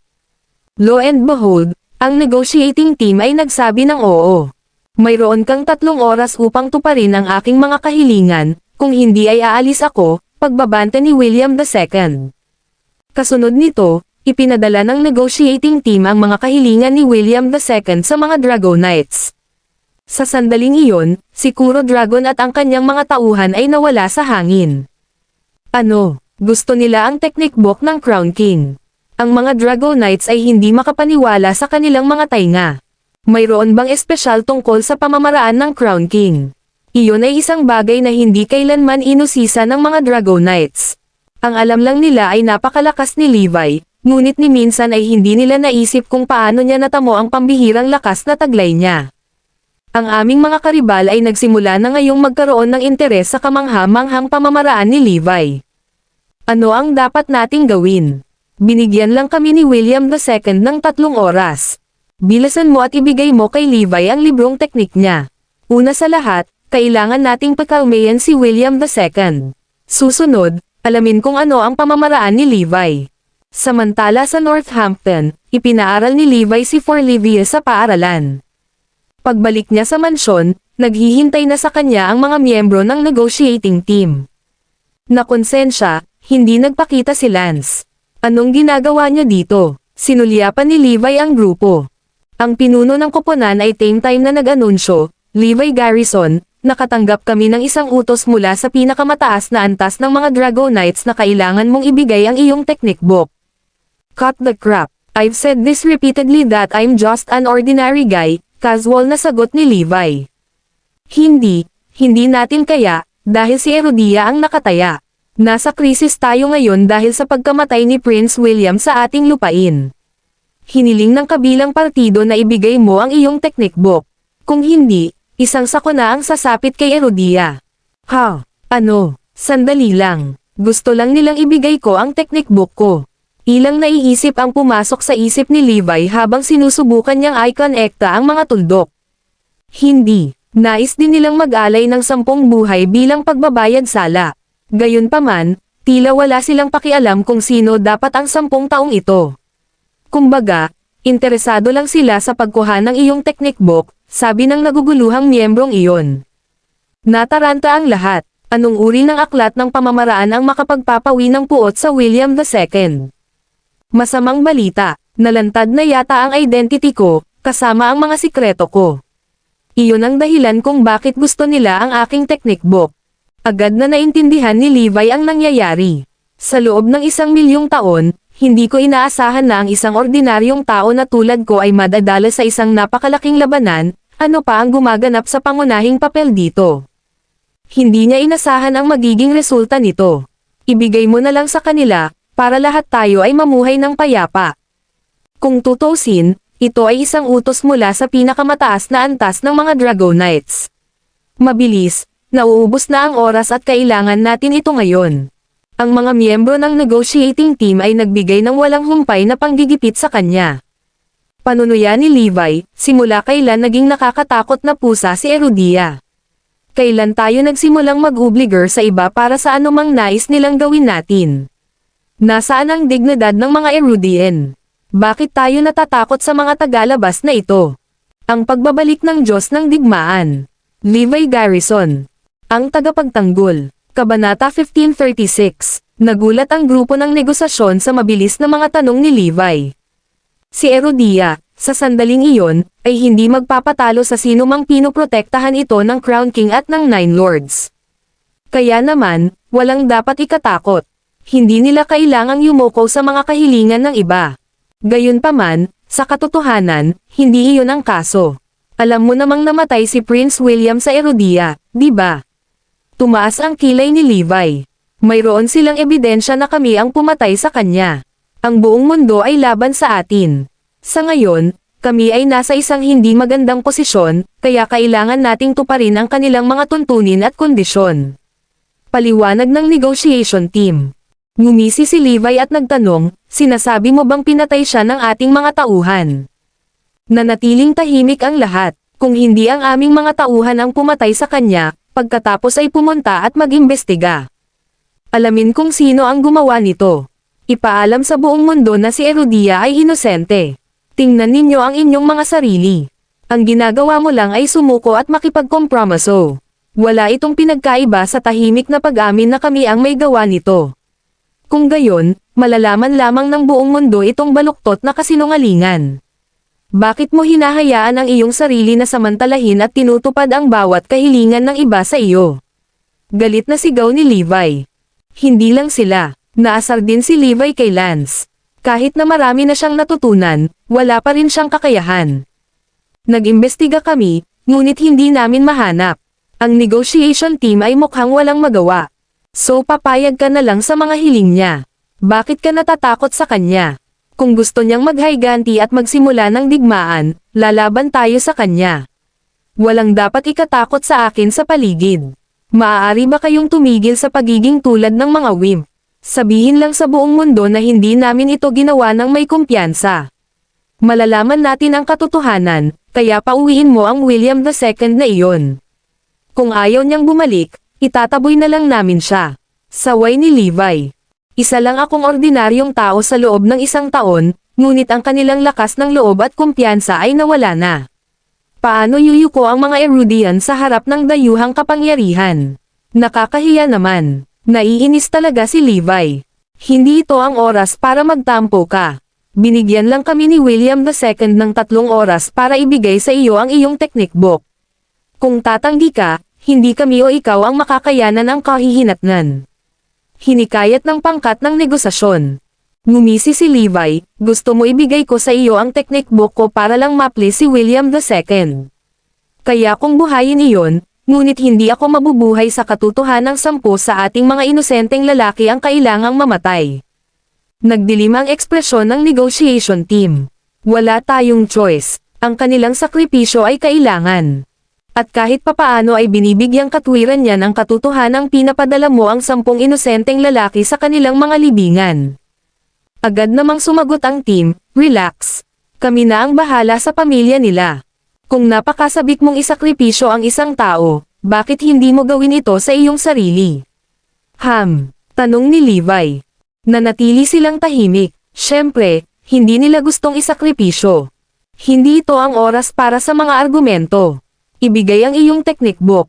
Wala na tayong maraming oras. Nag-aapoy sa galit si Levi. Labas, umalis ka sa paningin ko. Hindi ko ibibigay ang technique book ko. At huwag mong isipin na isakripisyo ang mga lalaking iyon. Pagkatapos ay iwinagayway ni Levi ang kanyang kamay, nagpapadala ng malakas na bagzo ng hangin na nagpasabog sa negotiation team. Baliin ko ang iyong mga paa kapag nakita kita muli. Natakot ang negotiation team at tumakbo palayo. Ito ay masama. Hindi handang ibigay ni Levi ang kanyang pamamaraan, ni hindi niya pinahihintulutan ang anumang sakripisyo. Ang pagbabalik ng Diyos ng digmaan. Levi Garrison. Ang tagapagtanggol. Kabanata 1537. Ito ay masama. Kung magagalit si William II, isa itong sakuna. Ordinaryong tao na lang si Levi ngayon. Bakit kailangan pa niya ang teknik niya? Oo, masyado siyang makasarili. Ipinadala ng pangkat ng negosasyon ang saloobin ni Levi sa mga Dragonites. Walang magawa ang mga Dragonites dahil pamilyar sila sa ugali at ugali ni Levi. Masyadong pinilit ng team si Levi, at bumagsak ang kanilang plano. Sa huli, sinabi ng negotiation team kay William II ang lahat at umaasang mababago niya ang kanyang termino. Hindi na mababago ang katagang ito. Kung hindi, gusto kong samahan ng buong Erudia ang aking anak sa kanyang libingan. Bumuo ka ng isang plano na ibigay sa akin ang ulo ng Crown King o ang kanyang aklat ng teknik. Nakatipon na ako ng libu-libong mersenaryo at mga asasin na handang kumilos. Dahil sa banta ni William II, dumating muli ang negotiation team at si Lance sa lugar ni Levi. Nakonsensya si Lance. Gayunpaman, kung magpapatuloy ang mga bagay, malalantad si Levi. Ito ay isang mas mahusay na pagpipilian upang hikayatin si Levi na ibigay ang kanyang libro ng pamamaraan. Bakit ka nandito? Hindi ba't sinabi ko na sa iyo na bugbugin kita sa tuwing magpapakita ka rito? Nakaramdam ng inis si Levi nang makita si Lance. Pakinggan mo ako, guro. Hindi ba pwedeng ibigay mo na lang ang technique book mo at lutesin ang isyong ito ng mapayapa? Mungkahi ni Lance. Hindi ko ibibigay sa iyo ang aking technique book. Tumanggi si Levi. Matigas ang ulo niya. Makinig ka sa akin, guro. Hindi mo kailangang ibigay sa kanila ang iyong pinakamakapangyarihan. Bigyan mo lang sila ng random para mabili tayo ng sapat na oras para malaman kung sino ang totoong pumatay. Pangungumbinsi ni Lance. Lumabas ka. Huwag mong pilitin ang kamay ko. Pakiusap, guro. Alam mo ba kung gaano karaming buhay ang maaari mong iligtas sa pamamagitan ng paggawa nito? Tumangging sumuko si Lance. Isang sampal ang ibinigay ni Levi kay Lance kaya napalipad siya. Sa sobrang takot ng iba ay tumakbo na sila palayo. May hindi tama. Hindi ganito si Lance. Bakit niya ako ipapaabot sa technique book ko? May naramdaman si Levi pagkaalis nila. Sandali lang. Inihayag ni Lance ang aking pagkatao. Agad namang natauhan si Levi. Nagpatuloy siya sa pag-iisip tungkol sa kung ano ang nangyayari. Ito siguro ang plano ni Kuro Dragon. Siya ay hindi kapani-pani walang tuso, kaya hindi magiging mahirap para sa kanya na laruin si Lance na parang fiddle. Hindi lang iyon, masasabi niya na mayroon akong makapangyarihang mga diskarte. Sandali lang, kung alam niya kung sino ako, bakit niya sinusundan ang pamamaraan ko? Baka may iba pang nangyayari. Ito ay hindi maganda. Napataas ang kilay ni Levi habang nadudurog ang puso niya. Kung alam ng The Avengers ang tunay kong pagkatao, ibig sabihin ay nakuha na nila ang aking kahinaan. Walang dahilan para hindi sila kumilos. Ang pagtatanong sa akin na iabot ang aking technique book ay isang pulang herring lamang. Ako ang hinahabol niya. Kung iyon ang kaso, ang pinakamahusay na paraan na magagawa niya ay sa pamamagitan ng. Kinilig siya sa nakatatakot na kaisipan at pinagpawisan ng bala. Hindi, mangyaring huwag hayaang mangyari iyon. Sa sumunod na segundo, biglang tumunog ang kanyang telepono at naputol ang kanyang pag-iisip. Nanigas si Levi sa mapupulang mga mata. Agad niyang kinuha ang telepono at nakarinig ng malalakas na ingay mula sa kabilang dulo. Pagkatapos, narinig niya ang boses ni Forlivia. Dad, please come and save me. I want my daddy. I want my mommy. Agad na naputol ang tawag matapos marinig ni Levi ang malakas at malinaw na sigaw ni Forlivia. Boom! Parang tinamaan ng kidlat si Levi, at naging blanko ang isip niya. Evie, sigaw ni Levi. Nakagawa na talaga sila ng move kay Forlivia. Ang pagbabalik ng Diyos ng Digmaan. Levi Garrison. Ang tagapagtanggol. Kabanata 1538. Nagayo si Levi ng isang grupo ng mga mahuhusay na bodyguard para kay Forlivia. Gayunpaman, kung pinagbabaril siya ng The Avengers, ang pagkuha sa kanya ay isang piraso ng cake, maliban kung personal niyang pinoprotektahan siya. Gayunpaman, inookupahan siya ni Lance at ng negotiation team. Halos napakadali para sa kanila na agawin si Forlivia. Agad na kinontak ni Levi ang kanyang mga bodyguard, ngunit hindi nila alam na siya ay kinidnap na. Kitang-kita kung gaano kalakas ang kalaban para makakidnap ng isang tao nang walang nakakapansin. Kasabay nito, halos himatayan si Zoe nang malaman niya ang tungkol sa pagkidnap kay Forlivia. Mabilis siyang bumalik sa pamilya Lopez at sinabi sa lahat ang balita. Naisip niya ang Great Family of Westford sa halip na si Levi dahil isa na itong normal na tao. At ang impluwensya ng isang normal na tao ay hindi maihahambing sa kapangyarihan ng Great Family of Westford. Mas magkakaroon sila ng mas magandang ideya kung ano ang gagawin. Ano? Kinidnap si Evie. Nagulat ang pamilya Lopez. Galit na galit si Cora at ang iba pa. Kahit na hindi nila gusto si Levi, mahal nila si Forlivia. Nang marinig nila ang balita, nagsimula silang magpanik. Kung maaari nilang kidnapin si Evie sa ilalim ng mahigpit na proteksyon, tiyak na napakalakas nila. Ang Great Family of Westford ay may mga mata at tainga sa buong Northampton, hindi banggitin ang mga makapangyarihang mandirigma. Ang mga mandirigma na iyon ay personal na pinili ni Cora upang protektahan sina Zoe at Forlivia. Gayunpaman, kahit na wala silang nakitang anuman, sapat na iyon para mabigla si Cora at ang iba pa. Malas namin na si Thierry at ang iba pa ay nakabalik lang sa Westford. So, I'm hereby ordering everyone to rescue Evie, deklara ni Cora. Kaagad, nagkaroon ng gulo sa tirahan ng Lopez. Maging ang Great Family of Westford ay nagsimulang lumipat pagkatapos nilang matanggap ang balita. Hindi na kailangan yan. Ako mismo ang magliligtas kay Evie. Pumasok si Levi at sumigaw. Dahil si Kuro Dragon ang kumukuha ng mga string, walang paraan ang mga manlalaban na iyon mula sa Great Family of Westford ay maaaring magkaroon ng anumang pakinabang. Sa katunayan, ito ay mag-aalerto lamang sa The Avengers. Mas maganda kung siya mismo ang pumasok. Napatingin agad ang lahat sa kanya. Ikaw lang mag-isa. Ang mga tao ay tumitig sa kanya na may pagtataka at paghamak. Alam namin kung gaano kakalakas, Levi. Hindi ka sana naging Diyos ng digmaan kung hindi. Gayunpaman, ang mga master na nakatago sa mga anino ay nagtipon habang ang iyong panahon ay matagal na lumipas. Kung gaano kakalakas, duda ako na maihahambing mo ngayon sa Great Family of Westford. Kaya, tumabi ka at hanapin natin si Evie. Walang naniniwalang mas malakas si Levi kaysa sa Great Family of Westford. Not to mention nasa kanila pa rin ang suporta ng Nine Lords. Kahit si Zoe ay hindi naniniwala kay Levi. Mula sa kanyang pananaw, si Cora ay nagkaroon ng mas magandang pagkakataon na mahanap ang kanyang anak na babae. Napaawang ang labi ni Levi. Wala sa inyo ang kapareha niya. Kahit na ang buong Great Family of Westford ay hindi siya kayang talunin. Ikinagulat niya ang lahat sa kanyang mga bastos na salita. Kumilos sila na parang may sinabi lang siyang nakakasakit. Kung hindi ito magagawa ng Great Family of Westford, sino ang magagawa? Si Levi lang mag-isa. Anong pinagsasabi mo, Levi? Mayroon kang ilang lakas ng loob na magpanggap na mas mahusay ka kaysa sa buong Great Family of Westford. Lahat ay hindi sumang-ayon. Ito ay wala sa iyong mga kamay. Ang gusto nila ay ako. Pagpapalam ni Levi. Kung ganoon ang kaso, gusto mo pa ring igiit na hayaan na natin ang usapin.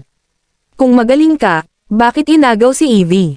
Ay, hindi alam ni Levi kung paano iyon sasagutin. Kasalanan niya talaga kung bakit nahuli si Forlivia. Hindi niya napagtanto na hindi na siya makakasangkot sa mga salungatan tulad ng mga bilang isang ordinaryong tao. Magtipid ka lang ng hininga, Levi. Ililigtas ni Lola si Evie. Sigaw ni Zoe. Ang pagbabalik ng Diyos ng digmaan. Levi Garrison. Ang tagapagtanggol. Kabanata 1539. Umalis ka na, Levi. Wala kang magagawa sa kapangyarihan mo ngayon. Ang pagkidnap kay Evie ay nakatarget sa Great Family of Westford. Dapat may kinalaman kay Lance. Huwag kang umarte na parang lahat ay tungkol sa'yo, Levi. Sa huli, siya ay pinalaya sa tirahan ng Lopez. Maayos naman si Levi. Paano kung mayroong ilang mga hiccups? Ililigtas ko pa rin si Evie, anuman. Tungkol naman sa mga kidnappers niya, I'll make them regret ever being born. Sisiguraduhin kong magbabayad ka ng mahal sa pagkidnap sa anak ko, The Avengers. Sigaw ni Levi sa langit. Sa sandaling iyon, nagpakawala siya ng isang pasabog na bloodlust na nagpatahimik sa lahat ng nasa paligid niya at nagpababa ng temperatura ng lugar. Nagkaroon ng goosebumps ang lahat ng nasa paligid. Kanluran. I activate muli ang The Calamity. Tulungan akong mahanap si Evie sa anumang paraan na kailangan. Kahit na hindi na siya ang Crown King, mayroon pa rin siyang The Calamity. Pagkatapos ng lahat, kahit ang mga Dragonites ay hindi alam ang tungkol sa The Calamity, maliban sa isang taong iyon. Nang umalis si Levi, sinimulan ng Great Family of Westford na hanapin si Forlivia kahit saan. Sakto namang dumating si Lance sa tirahan ng Lopez.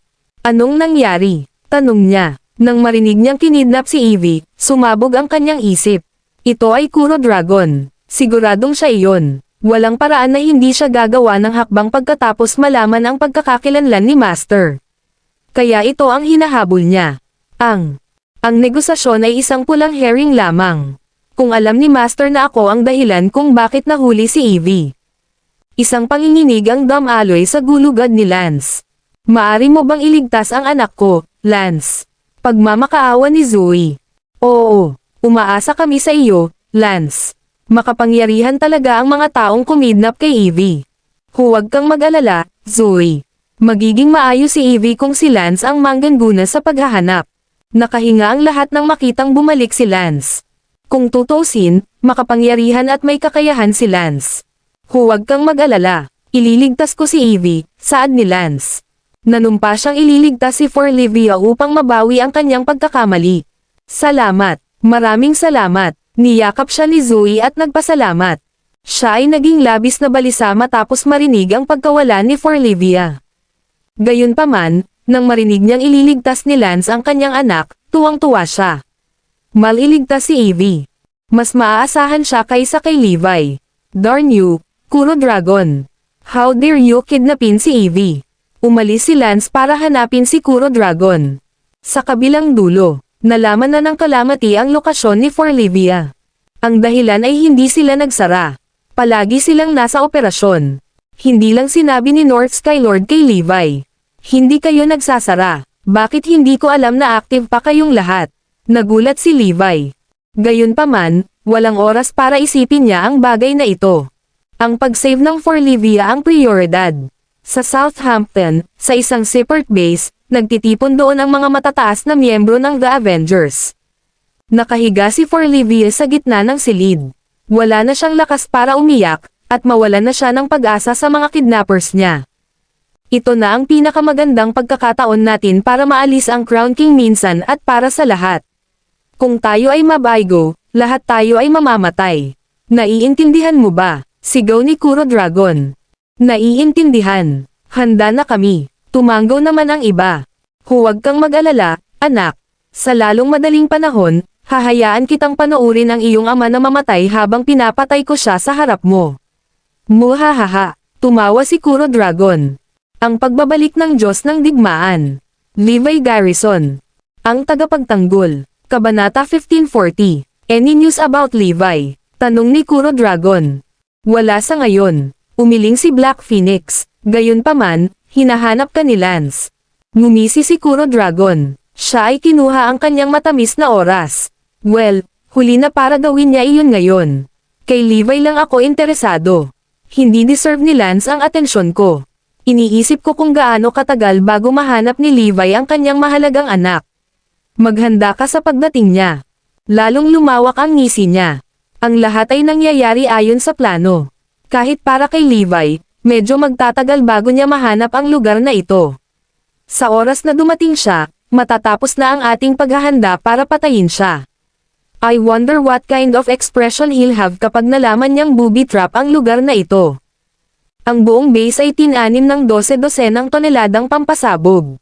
Binalak ni Kuro Dragon na sirain ang lahat at lahat ng nasa loob ng gusali, kasama ang sarili niyang mga tauhan, nang dumating si Levi. Hindi lang iyon, naghanda rin siya ng isang bungkos ng biochemical weapons.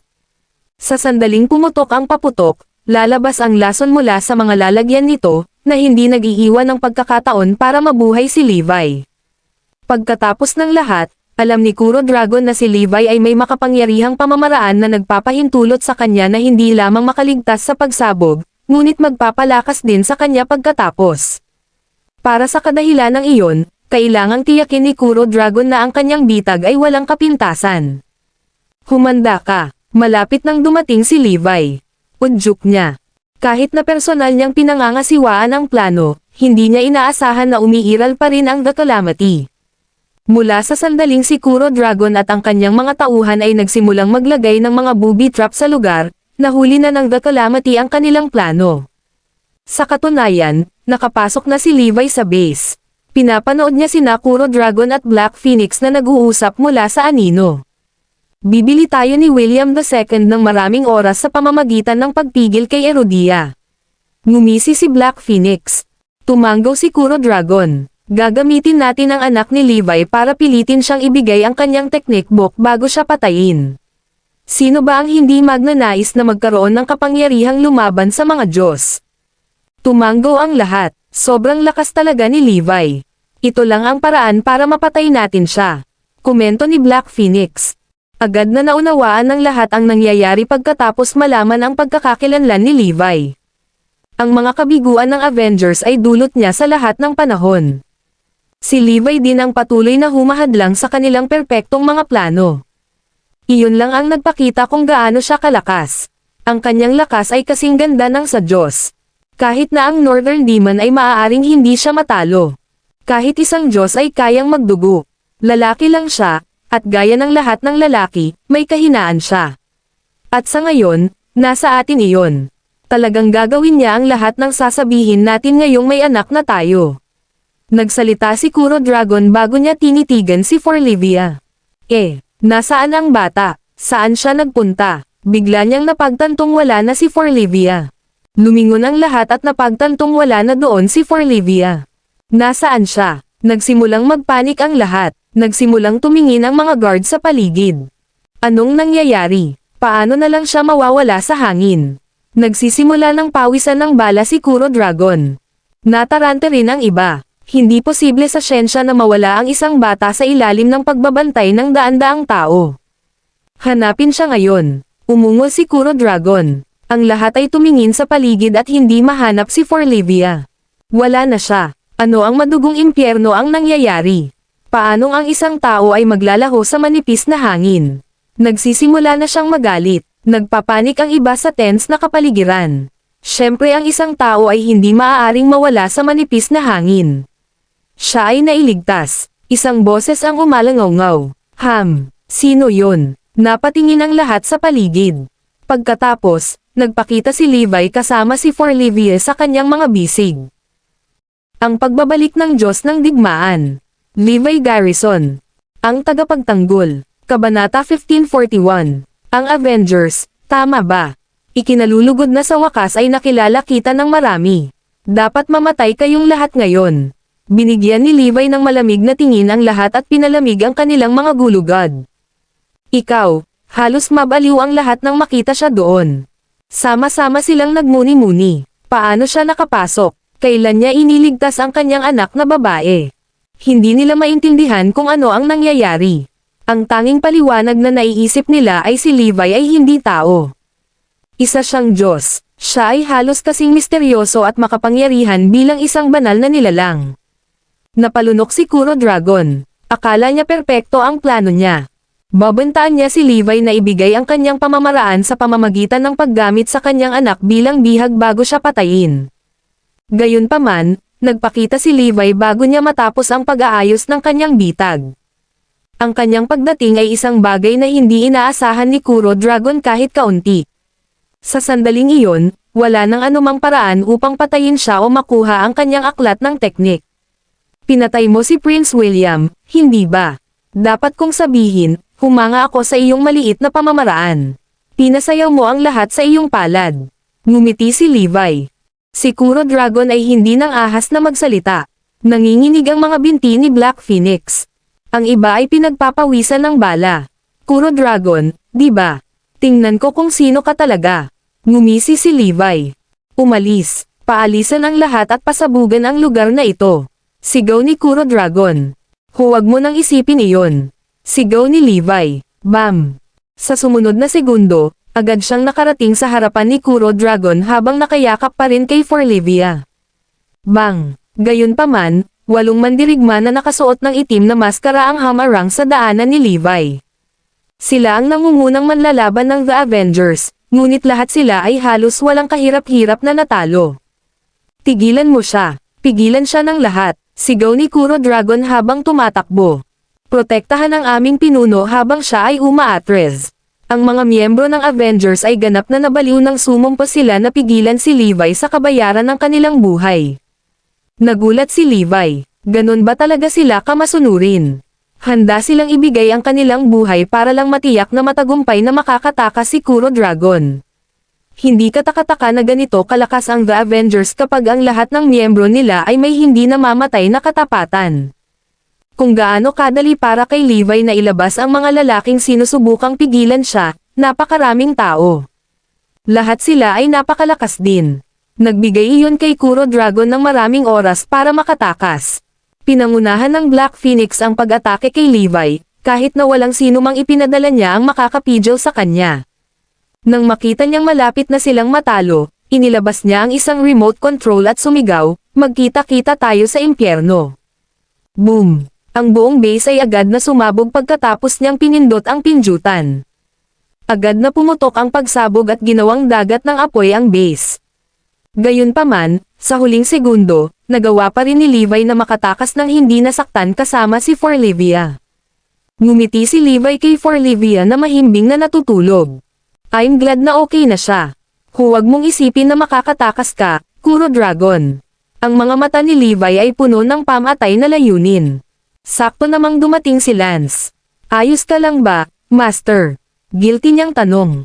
Pabalaykan mo muna si Evie para pakalmayan si Zoe. Hinahabol ko si Kuro Dragon. Binigay ni Levi si Forlivia at umalis. Agad na binuhat ni Lance si Forlivia hanggang sa Northampton. Sa tirahan ng Lopez, matiyagang naghihintay ng magandang balita si Zoe at ang iba pa. Nang makita ni Zoe na dumating si Lance ay agad itong lumapit sa kanya. Salamat sa pagligtas sa anak ko. Ang pagbabalik ng Diyos ng Digmaan. Levi Garrison. Ang tagapagtanggol. Kabanata 1542. Pinuntahan din nila Aaron, Emma, at iba pa si Lance para pasalamatan siya. Forlivia ang kanilang kayamanan, kaya syempre, nagpapasalamat sila na iniligtas siya ni Lance. Mommy, nagsimulang umiyak si Forlivia. Mabilis na kinuha ni Zoe si Forlivia mula sa mga braso ni Lance. Ligtas ka na, Evie. Nandito si Mommy. Itinaas niya ang kanyang ulo. Nangingilid ang luha sa kanyang mga mata. Salamat, Lance. Maraming salamat. Salamat sa pagligtas kay Evie, Lance. Si Aaron at ang iba ay muling nagpahayag ng kanilang pasasalamat. Salamat, Lance. I don't know what we would have done without you, pasasalamat ni Cora. Talagang makapangyarihan siya dahil nailigtas niya si Evie ng napakabilis. Siya ay hindi kapani-paniwala. 2 oras lang ang iligtas niya, tama ba? Siya ang ipinagmamalaki ng Great Family of Westford at Erudia. Pinupuri siya ng lahat mula sa Great Family of Westford habang nakatayo siya doon na parang dummy. Ano? Bakit nila ako pinupuri? Bakit nila ako pinasalamatan? Hindi ko siya niligtas. Si Master ang may gawa nito. Ako lang nagdala sa kanya dito. Dapat ko silang itama. Malamang nalaman ni Master na ako ang nag-leak ng identity niya. Nasa mukha ko rin ang musika. Kinagat niya ang kanyang mga ngipin at nagsalita. Sa totoo lang, hindi ako. Mommy, nasaan si Daddy? Sigaw ni Forlivia. Noon lang naalala ng lahat si Levi. Napaka-joker ni Levi. At sinabi niyang ililigtas niya si Evie ng mag-isa. Narito ngayon si Evie, ngunit hindi siya mahahanap. Anong biro? Siya ang nagsabi na ang Great Family of Westford ay hindi mapagkakatiwalaan, at kailangan niyang asikasuhin ang mga bagay sa kanyang sarili. Sa huli, hindi niya alam na nakabalik si Evie sa atin ng ligtas. Ang akala ng lahat ay niligtas ni Lance si Evie simula nang binuhat niya ito dito at kinutya si Levi. Nagdilim ang ekspresyon ni Zoe at Emma. Mabuti kung hindi mailigtas ni Levi si Forlivia, ngunit kailangan lang niyang magpakitang gilas sa harap ng Great Family of Westford. Hindi, si Daddy ang nagligtas sa akin. Nasaan si Daddy? Nasaan siya? Sigaw ni Forlivia. Nanikip ang puso ni Lance sa sinabi niya. Nako, mahal. Nasa state of shock pa ba ang bata? Hindi ka niligtas ng daddy mo, Evie. Si Lance na. Malamang, kapag ang isang bata ay nabigla, iisipin muna nila ang kanilang mga magulang. Marahil ay hindi niya naisip na ang kanyang ama ang nagligtas sa kanya. Zoe, hayaan mo munang magpahinga si Evie. Pagkatapos, ayusin ang appointment ng doktor para makita kung ayos lang siya. Walang naniwala kay Forlivia. Lalo na't kitang-kita nilang si Lance ang naghatid sa kanya pauwi. Talaga, bago pa makapagsalita si Lance ay pinutol na siya ni Cora. Wala kang dapat sabihin, Lance. Kami ay pamilya, pagkatapos ng lahat. Kung may kailangan kang gawin, sige lang. Maraming salamat ulit, Lance. Ano ang gagawin namin kung wala ka? Yumuko sa kanya si Aaron at ang iba pa. Yumuko rin si Emma. Ako ay nagpapasalamat sa iyo sa ngalan ni Levi. Pasasalamatan ko siya ng personal kapag nakita ko siya. Nagsimulang mautal si Lance. Ang kanyang mga binti ay nagiging halaya habang ang kanyang mukha ay namutla. Ang pagkuha ng Master para pasalamatan ako. Hindi pwede. Papatayin niya ako sa halip. Kailangan kong mag-isip ng paraan para harapin ang interogasyon ni Master ngayon. Dapat kong sabihin sa kanila na hindi ako iyon, ngunit nakikita kung paano sila kumikilos ngayon, hindi ko alam kung magagawa ko iyon. Habang iniisip niya iyon, mas lalo siyang natakot. Ang pagbabalik ng Diyos ng Digmaan. Levi Garrison. Ang tagapagtanggol. Kabanata 1543. Sa kabilang banda, buong bilis na hinahabol ni Levi si Kuro Dragon. Ang distansya sa pagitan nila ay nagiging mas maikli. Sa kalaunan, dumating si Kuro Dragon sa isang manor at nagtago sa loob. Sumunod din si Levi sa loob. Hindi mo ako matatakasan. Hindi ka dapat nandito. Please umalis ka na. Lumabas ang apat na lalaking nakasuot ng puting damit at malabo ang mukha. Hindi ako aalis hanggat hindi mo siya naibibigay, kaya scram. Sinaman sila ng tingin ni Levi. Agad naman siyang sinugod ng apat. Bam! Sa sandaling nagsimula silang mag-away, nagbago ang ekspresyon ni Levi. Ito ay nakakatakot. Ang apat na taong ito ay kasing lakas ng Northern Demon. In fact, since they're fighting alongside each other so well, they are even stronger compared to me fighting them one by one.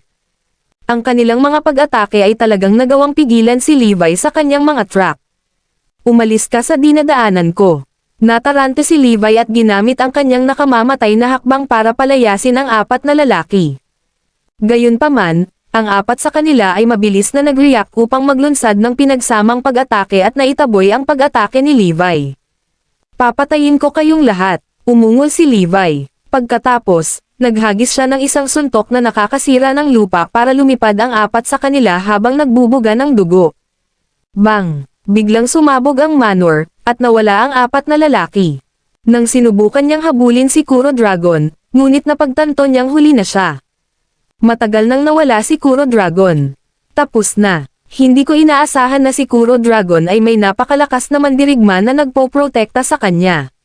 Parang minamaliit ko siya. Hindi makapaniwala si Levi na ang kanyang kaaway ay mayroon pa ring ganoong uri ng trump card upang matiyak ang kanyang matagumpay na pagtakas. Si Kuro Dragon ay nanatiling pinakamisteryosong tao sa The Avengers. Napakahiwaga niya na kahit ang The Calamity ay hindi malaman kung sino siya. Gayunpaman, huwag mong isipin na mabubuhay ka ng matagal. Ngumisi si Levi. Malayo kay Levi, nakikipag-usap pa rin ang negotiation team kay William II. Nang matanggap ni William II ang balita tungkol kay Kuro Dragon, lalo pa niyang binyantaan ang negotiation team na ibigay ang technique book ni Levi.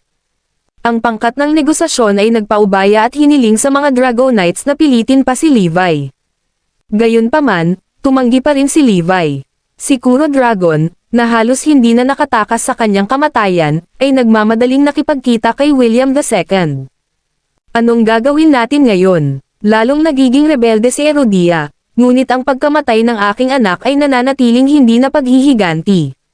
Kinwestiyon ni William II ang diskarte ni Kuro Dragon. Hayaan mo akong mag-isip sandali.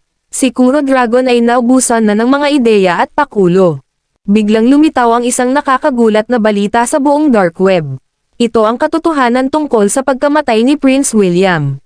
May mga video na may tunog at mga larawan na naglalarawan sa The Avengers na pinatay si Prince William.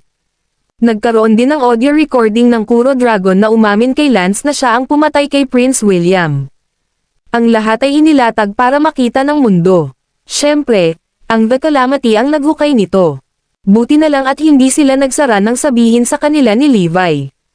Napatunayan nila kung gaano mali si Levi sa pamamagitan ng pagpapakita kung gaano sila kapakipakinabang.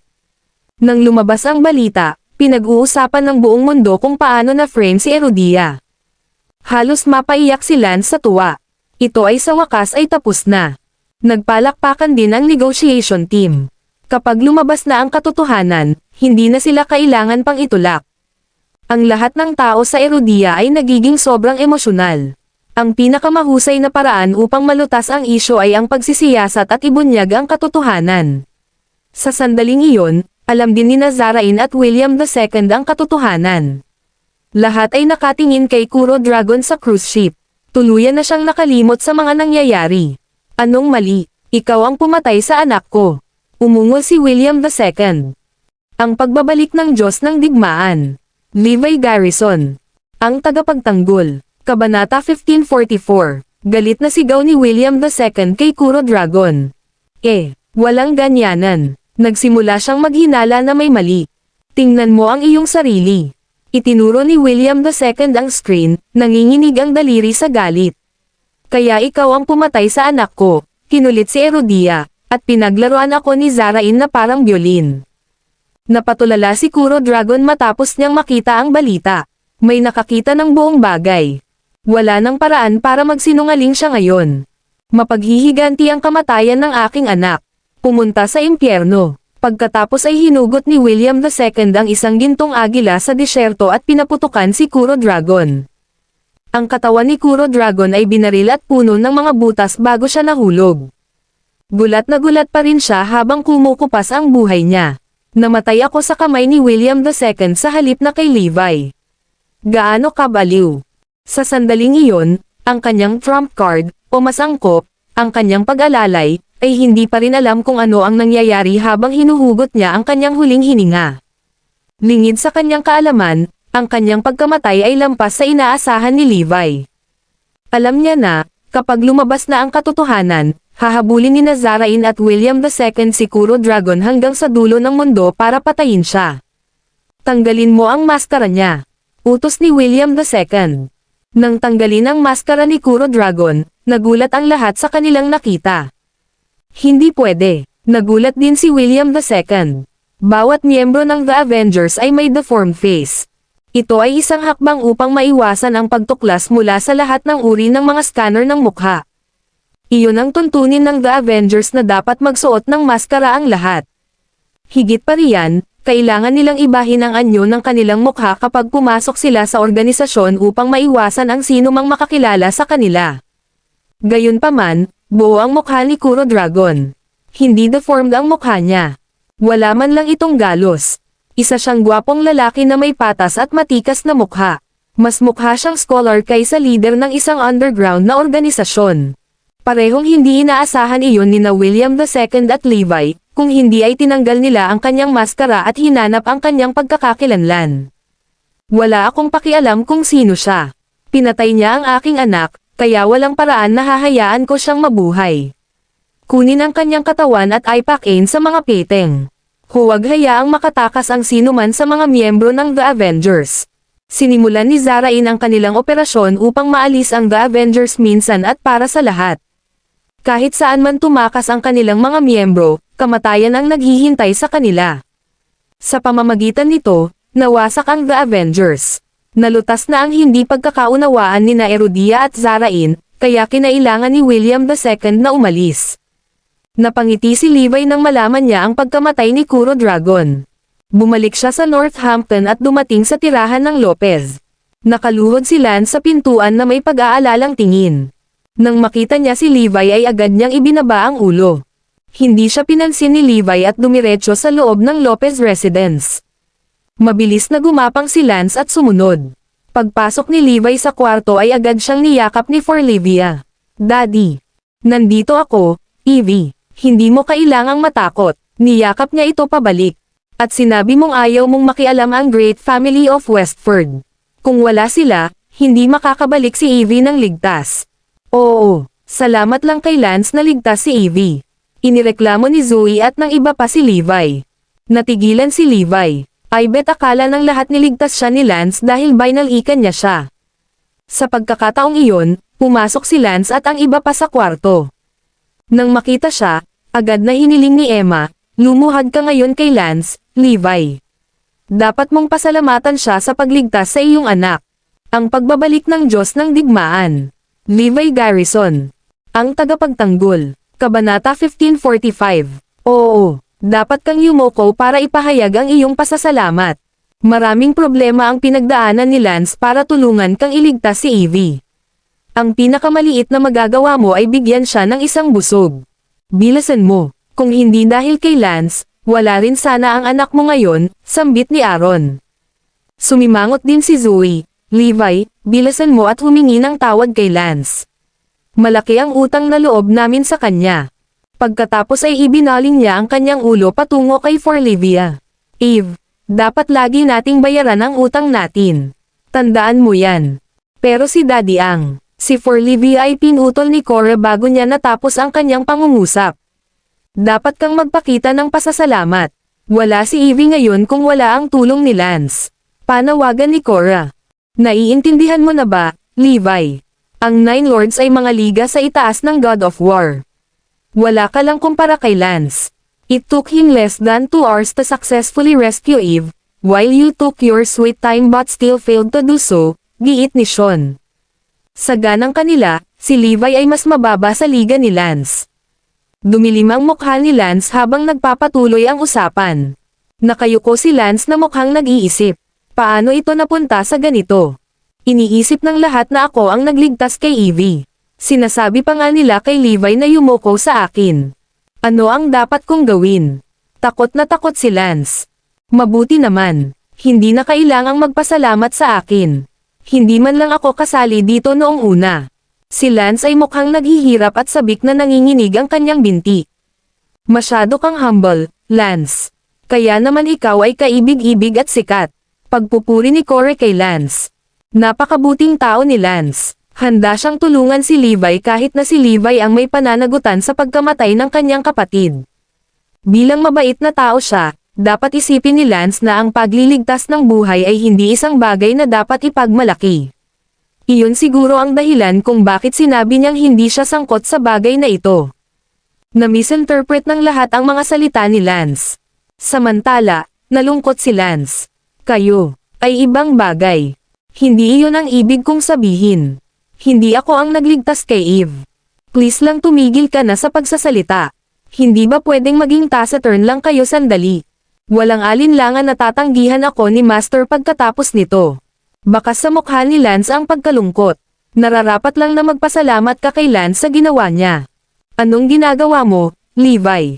Lumuhad. Oo, tingnan natin yumoko ka kay Lance. Lahat ay mariing hinihimok si Levi na humingi ng tawad kay Lance.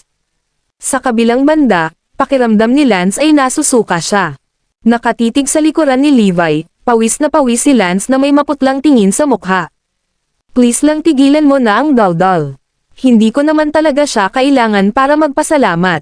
Malapit nang umiyak si Lance. Pumunta ka at ipahayag ang iyong pasasalamat, Levi. Siya ang nagligtas kay Evie. Sambit ni Zoe. Biglang tumawa si Levi. I'm willing to express my gratitude to him. Ang bagay ay, magiging matapang ba siya upang tanggapin ito? Naramdaman ni Lance ang panginginig na dumadaloy sa kanyang gulugad. Hindi. Syempre hindi. Matapos marinig ang tugon ni Levi, ang iba ay nagalit. Anong pinagsasasabi mo, Levi? Ano ang ibig mong sabihin doon? Yung grateful piece of she asterisk T. Iniligtas ni Lance ang anak mo. Hindi ka ba dapat magpasalamat sa ginawa niya? Levi, ang pinapagawa namin sa iyo dito ay ang basic human decency. Dapat mong pasalamatan siya sa pagtulong sa iyo na iligtas si Evie. Ang pagbabalik ng Diyos ng Digmaan. Levi Garrison. Ang tagapagtanggol. Kabanata 1546. Sina Zoe at Emma ay nakatingin kay Levi na may dismaya sa mukha. Matigas ang ulo nila na dapat ipahayag ni Levi ang kanyang pasasalamat kay Lance. Sa kanilang mga ulo, iyon ang tamang gawin ni Levi. Halika dito, Levi. Dapat kang lumuhad at yumoko kay Lance. Pinandilatan ni Corey si Levi ng gravitas. Lumuhad ka at yumukod sa kanya. Sabay-sabay na sambit ng lahat. Ako, natarante si Lance. Ito na ang katapusan ko. Okay lang. Ipapakita ko ang aking pasasalamat. Dahan-daang lumingon si Levi para tingnan si Lance. Nang mga sandaling iyon, nanginginig sa takot si Lance. Okay, punta muna tayo sa labas. Ayaw naming gisingin ang bata, sagot niya. Hindi, gusto naming makita si Levi na yumoko sa harap mo ngayon. Si Sean at ang iba ay nag-aatubili na sumunod. Galit na sumagot si Lance, sino sa tingin ninyo? Inutusan mo ba ako ngayon? Natakot ang lahat sa kanyang sinabi. Hindi kami maglalakas loob. Maaari mong gawin ang gusto mo. Dahil sa takot, lumipat ang lahat sa sulok at nanatiling tahimik kasama na si Cora. Lahat sila ay natatakot na masaktan ang isa sa siyam na Panginoon. Kung gayon, lalabas tayo ngayon. Malungkot ang mukha ni Levi nang lumabas siya ng silid. Nagmamadaling sumunod si Lance sa likod niya. Ano sa tingin niyo ang balak ni Lance? Pakiramdam ko ay may kakaiba sa kanya ngayon, ani Logan. Binigyan siya ni Cora ng masamang tingin at sumagot, how dare you? Hindi natin dapat questionin ang mga desisyon ni Lance. Matapos marinig ang pahayag ni Cora, tumahimik ang lahat. Samantala, matamang nakatingin si Levi kay Lance sa isang liblib na lugar sa labas. Ano ba talaga ang nangyayari? Ipaliwanag mo ang iyong sarili. Master, pasensya na po. Kasalanan ko ang lahat. Hindi ko dapat. Napaluhod si Lance at ipinaliwanag ang lahat kay Levi. Samantala, tahimik na nakikinig si Levi sa kanya. Gusto kitang patawarin, Lance. Gayunpaman, hindi mo talaga kayang gumawa ng anumang mga pagkakamali bilang isa sa 9 na Panginoon. Ang isang pagkakamali ng isa sa 9 na Panginoon ay maaaring humantong sa buong bansa sa pagkawasak. Parang kulang pa sa responsibilidad ang mga alagad ko. Ito ay nagpapatunay na isang malaking problema ngayon. Master, pupunta ako at sasabihin sa lahat tungkol sa isyo kay Evie na ikaw ang nagligtas sa kanya. Hindi na kailangan. Hanggat ligtas si Evie, wala akong pakialam. Tsaka gusto ko lang maging ordinaryong tao. Hindi ko na kailangan ng atensyon, sagot ni Levi. Guro, kasalanan ko lahat ito. Makikipagkawtaw ako sa iyo ngayon din. Binigyan ni Lance si Levi ng ilang kawtaw. Samantala, ang iba naman ay nakatingin sa kanila mula sa malapit na lugar. Gayunpaman, dahil dumidilim na, tanging anino lamang ang nakikita ng lahat. Nakita nila ang isa sa mga anino na nakaluhod sa lupa habang ang isa naman ay nakatayo sa harapan nito. Gayunpaman, hindi rin nila narinig ang pag-uusap ni Lance at Levi. Ang narinig lang nila ay ang tunog ng kung sinong yumoko sa lupa. As far as they were concerned, ang nakaluhod sa lupa ay si Levi habang ang nakatayo sa harap ay si Lance.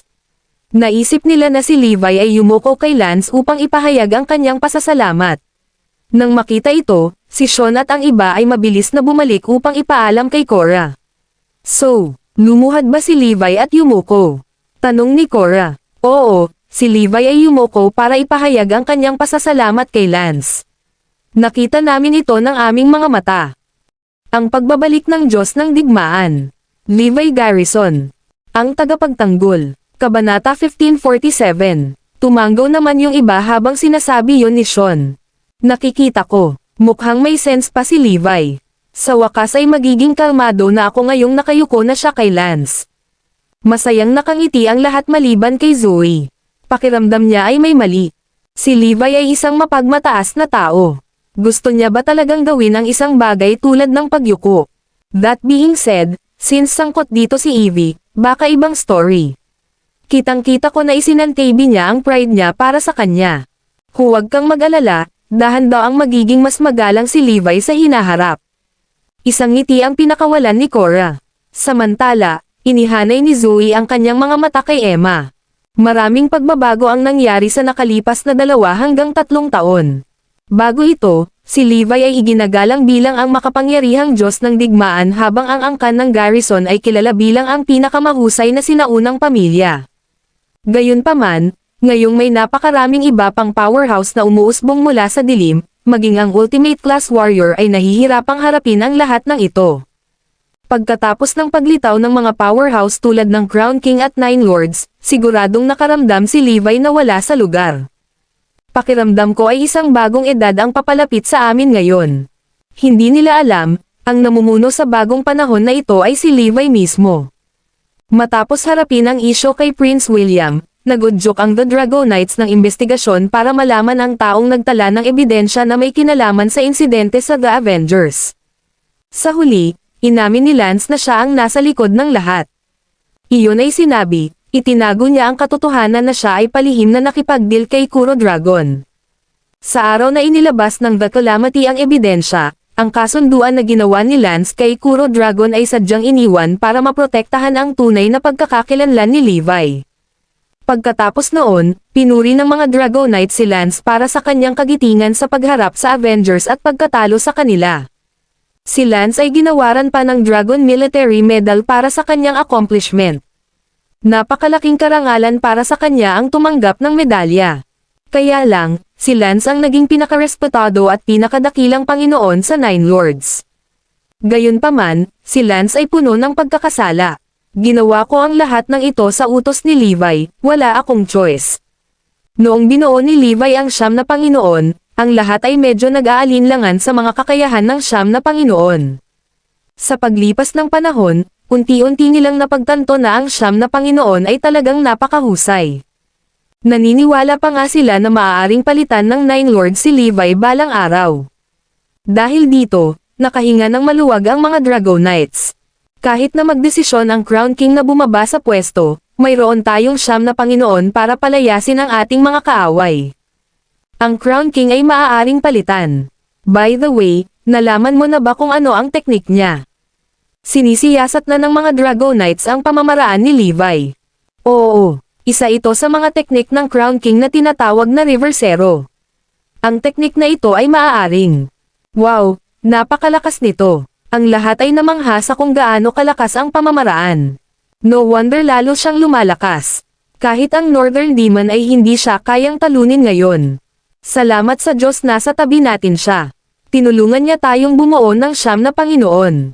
Out of blue, nagtanong si Severus, naisip mo na bang bigyan si Erudia ng mas maraming Crown Kings? Anong ibig mong sabihin? Oh, naiintindihan ko. Tumanggo ang lahat.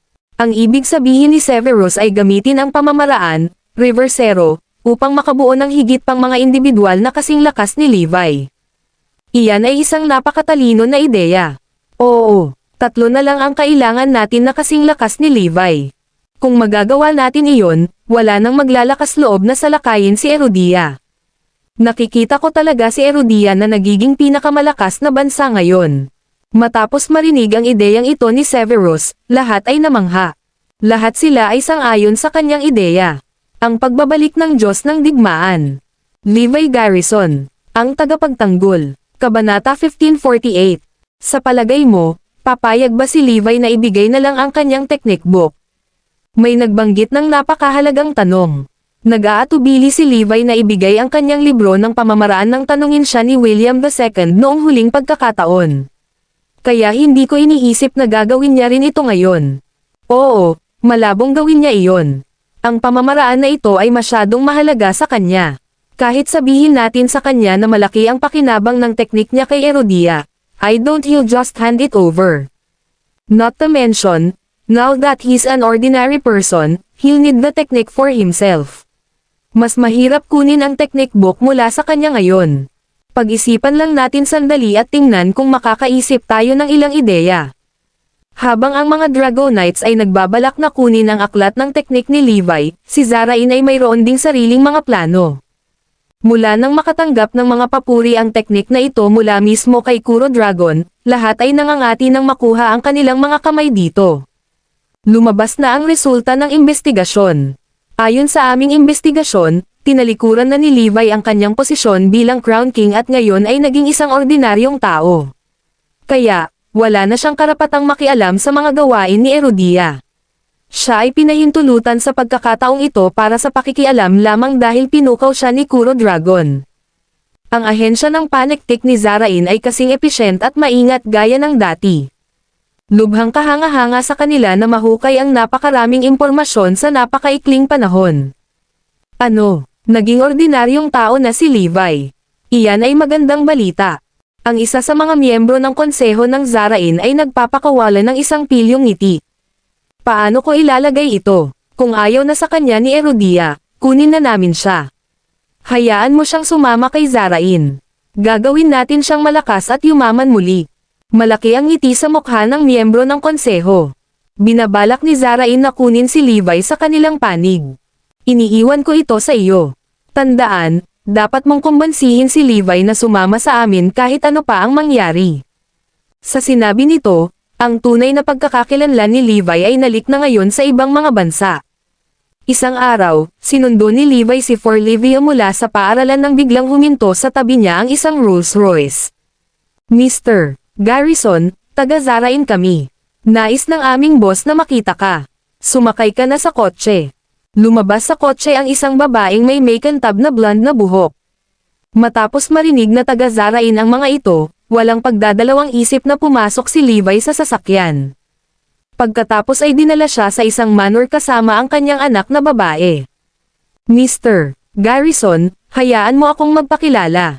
I'm Rainy, the leader of the Royal Guard in Zarain, sabi ng lalaking may magandang pangangatawan. Pwede bang umabot ka lang sa punto? Sambit ni Levi. Pagkatapos ay nagpatuloy si Raimi na mag-alok sa kanya ng napakaraming lupa at pera sa pag-asang mahikayat siyang sumama kay Zarain. Ang iyong alok ay medyo nakakaakit dapat kong sabihin. Gayunpaman, tumanggi akong tanggapin ito. Kahit na ordinaryong tao lang ako ngayon, hindi pa rin ako magpapakababa para ipagkanulo ang sarili kong bansa. Mabilis na tinanggihan ni Levi ang alok. Nakangiting sinulyapan ni Raimi si Forlivia. Pag-isipan mo, Mr. Garrison. Magagawa mo ang isang marangyang pamumuhay para sa iyong pamilya kung tatanggapin mo ang alok. Asar, iwanan mo ang pamilya ko dito, o papatayin kita. Binigyan ni Levi ng babala si Raimi. Pagkatapos nito, ipinagpatuloy ni Raimi ang paggamit ng iba't ibang uri ng taktika para kumbansihin si Levi ngunit hindi ito nagtagumpay. Bukod sa Zarain, marami pang mga bansa ang nag-aalok din ng napakalaking halaga sa pagtatangkang makuha si Levi sa kani-kanilang panig. Gayunpaman, lahat sila ay tinanggihan ni Levi. Sa loob lamang ng ilang araw, mahigit 10 bansa ang dumating sa Levi na may mga alok. Ang balita tungkol dito ay narinig ng mga Dragonites pagkaraan ng ilang sandali. Nang makita iyon, dali-dali silang nagpulong para pag-usapan ang bagay na iyon.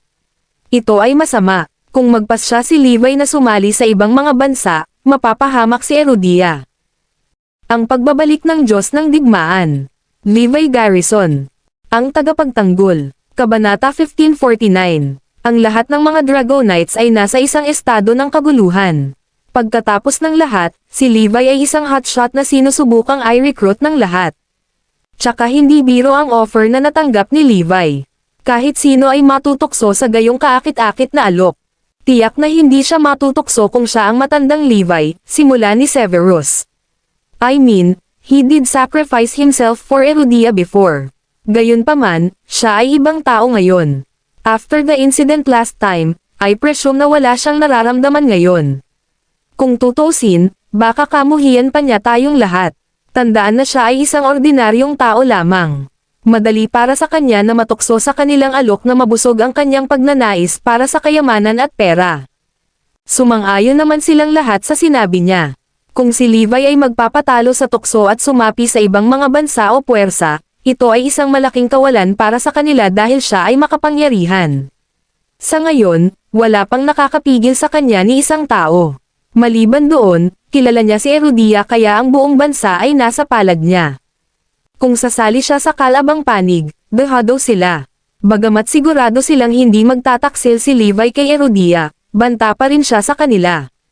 Nakakatakot ito, sigaw ng isa sa kanila. Naniniwala ako kay Levi. Alam kong hindi siya madaling sumuko. Ako rin. Karamihan sa mga tao sa silid ay nagpahayag ng kanilang pagsang-ayon. Alam ko ang nararamdaman mo, at naniniwala din ako sa kanya. Ngunit hindi natin malalaman kung ano ang tumatakbo sa kanyang isip. Kahit anong tingin mo, isa pa rin siyang time bomb. Paano kung pagbabantaan ng kabilang partido ang pamilya ni Levi? Pagdating ng panahon, wala na tayong magagawa. Prevention is better than regret, Pater Draco. Dapat itigil na natin ang pagkabulag ng ating mga emosyon. Suriin natin ang sitwasyon mula sa mas malaking larawan. Sa pagtatapos ng araw, dapat nating alisin ang anumang banta na darating sa atin.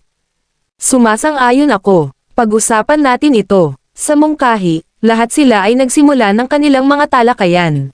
Una, nagawa naming malaman ang lakas ng Nine Lords mula sa pagkamatay ni Prince William. Frankly put, any of them could be the Crown King, panimula ng isa sa kanila. Pangalawa, nakuha na namin ang pag-verify ng libro ng diskarteng iyon. Kung makuha natin ang ating mga kamay dito, maaari nating linangin ang hindi bababa sa 3 Levi's dito, at kung magtatagumpay tayo, si Levi ay magiging walang silbi kay Erudia. Maari na natin siyang isuko. Sumasang-ayon ako. Ako rin. Pagkatapos ng talakayan, napagtanto nilang maaari nilang palayain si Levi dahil maaari nilang palitan siya ng siyam na Panginoon. Kung nakuha nila ang technique book, maaari pa nilang linangin ang mga mandirigma na mas malakas kaysa sa kanya. Ano naman si Levi? Paano kung i-recruit siya ng ibang bansa? May nagtanong, sinusubukang gumawa ng solusyon sa bagay na ito. Kakatawa ang lakas ni Levi. Maaari siyang magdulot ng sakuna kung hindi siya nasisiyahan sa status quo balang araw, at upang maiwasang mangyari iyon, kailangan nating tiyakin na siya ay magiging isang ordinaryong tao ng lubusan. Anong ibig mong sabihin? Napalingon ang lahat sa kanya. Walang ordinaryong tao ang dapat marunong martial arts. Sabi niya, first and foremost, we have to make him hand over the technique book. Pangalawa, kailangan nating papahinain ang kanyang martial prowess sa kanyang sarili upang matiyak na hindi na niya ito gagamitin muli. Iyon lang ang paraan para maging ordinaryong tao siya, na makakalutas sa ating alalahanin tungkol sa banta na ito. Maaaring medyo malupit, ngunit para sa kinabukasan ni Erodia, wala tayong ibang pagpipilian.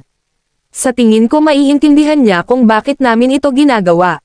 At saka, hindi ba't lagi niyang pinangarap na maging isang ordinaryong tao? Tinutulungan lang namin siyang makamit iyon. Ang pagbabalik ng Diyos ng Digmaan. Levi Garrison. Ang tagapagtanggol. Kabanata 1550. Ang pagtanggap ng mga alok mula sa Zarain at iba pang mga bansa ay hindi isang magandang bagay. Alam ni Levi na may mga taong umaasa na ipagkanulo niya si Erodia sa pamamagitan ng pagsuko sa mga tukso. Kung tutusin, lahat sila ay nakakita sa kanya bilang isang banta. Kaya naman, halos inaasahan na niya ang pagdating ng mga Dragonites. Dahil hindi nalihim ang kanyang technique book, maraming tao ang magbabantay sa kanya, kasama na ang mga Dragonites. Ngayong nalaman na nila ang tungkol dito, tiyak na gagawa sila ng hakbang. Kung tutusin, isa na lang siyang ordinaryong tao, kaya kailangan nilang palitan siya ng iba. Ang pagpapalit sa kanya ay isang madaling trabaho, lalo na dahil nalutas na ni Lance ang bagay na ito, na nangangahulugan na ang Nine Lords ay sapat na kwalipikadong pumalit sa kanyang lugar, lalo na kung nakuha rin nila ang technique book. Little did they know, ako pala ang nag-solve ng problema. Sa pag-iisip na iyon, isang ngiti ang sumilay sa mukha ni Levi. Dahil napagpasyahan mong maging isang ordinaryong tao, gawin natin ito ng maayos. Kung hindi, mananatili ka sa bilog na ito, payo ni Severus. Pagsang-ayon ni Rico. Iyan ang tanging paraan upang ganap kang mamuhay tulad ng isang ordinaryong tao. Wala nang gulo na darating sa inyo. Ibig mong sabihin na dapat kong ibigay ang aking technique book, di ba? Ngumiti si Levi. Oo, eksakto. Hindi lang iyon, kailangan mo ring ay incapacitate ang iyong martial prowess. Nang marinig ang pangungusap na iyon, natigilan si Levi. Kailangan ko din gawin yon. Maya-maya, humagalpak ng tawa si Levi. Tama na. Walang ordinaryong tao ang dapat magkaroon ng kahit anong martial skills. Alam mo rin na sinusubukan ng ibang mga bansa na agawin ka. Kung sakaling hindi mo mapaglabanan ang tukso, o kung ang iyong pamilya ay makatanggap ng mga pagbabanta, ito ay isang sakuna para kay Erodia. Ang tanging paraan para maiwasan iyon ay bumalik ka sa pagiging isang ganap na ordinaryong tao. Kung wala kang halaga, titigil ang mga tao sa pang-iistorbo sa iyo. Sana ay maintindihan mo ang aming desisyon. Para din ito sa kaligtasan ni Erodia. Maaari mong ituring ito bilang iyong huling kontribusyon sa bansa. Sa sandaling ito, lahat ay nakatingin kay Levi sa pag-aasam ng kanyang sagot. Sa pag-scan sa kanilang mga mukha, isang mapait na ngiti ang lumitaw sa mukha ni Levi. Nakaisip ba kayong lahat ng ito ng magkakaisa? Tanong niya. Oo. Here's the list of everyone's signatures, sagot ni Severus habang inaabot kay Levi ang isang papel. Sinulyapan ang listahan na puno ng mga pirma ng lahat ng miyembro ng Dragonites. Alam ni Levi na seryoso sila tungkol dito dahil ang kanilang pag-iral ay para lamang burahin ang anumang uri ng pagbabante na maaaring ibigay kay Erodia. Hindi niya akalain na darating ang araw na isa rin siya sa mga banta. Dahil umabot na sa ganito, paano ako hindi papayag? Napakahusay. Gagawin ko ang hinihiling mo. Nang marinig ang kanyang tugon, lahat ay nakahinga ng maluwag. Sa huli, isinuko ni Levi ang technique book na nakuha niya pabalik sa bilangguan. Ang mga pabalat ng libro ay naging dilaw, samantalang ang mga papel sa loob ay lubhang nasira. Sa kabila ng hitsura ng libro, kinumpirma ng mga Dragonites na ito ay totoo pagkatapos masusing suriin ang item. Dito, aalisin ko ang aking martial prowess sa harap mo. Pagkasabing iyon ni Levi, Naglabas ang kanyang katawan ng malalakas na tunog ng basag habang unti-unting tumutulo ang dugo sa gilid ng kanyang labi. Masaya ka na ba ngayon?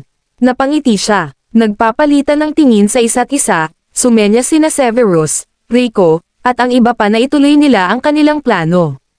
Nang makuha ang mensahe, may ilang elite na lumabas mula sa kanilang nakatagong lugar at sumugod kay Levi. Patawarin mo kami sa paggawa nito. Bulalas ng isa sa kanila habang patuloy at masiglang tinatapik nila ang lahat ng martial veins ni Levi upang hindi paganahin ang mga ito. Sa pamamagitan nito, tiyak na hindi na siya makakagawa ng anumang uri ng pagsasanay sa labanan. Hindi lamang siya bumalik sa isang ordinaryong nilalang, ngunit siya ay may kapansanan din ngayon. Wretch, nagsusuka ng dugo, pinunasan ni Levi ang mukha gamit ang kamay bago nagpakawalan ng ngiti. Tatandaan ko ang araw na ito. Abangan ang mga susunod pang mga kabanata. Please comment, like, and share, mga ka-master, para updated ka sa aking mga susunod pang mga videos.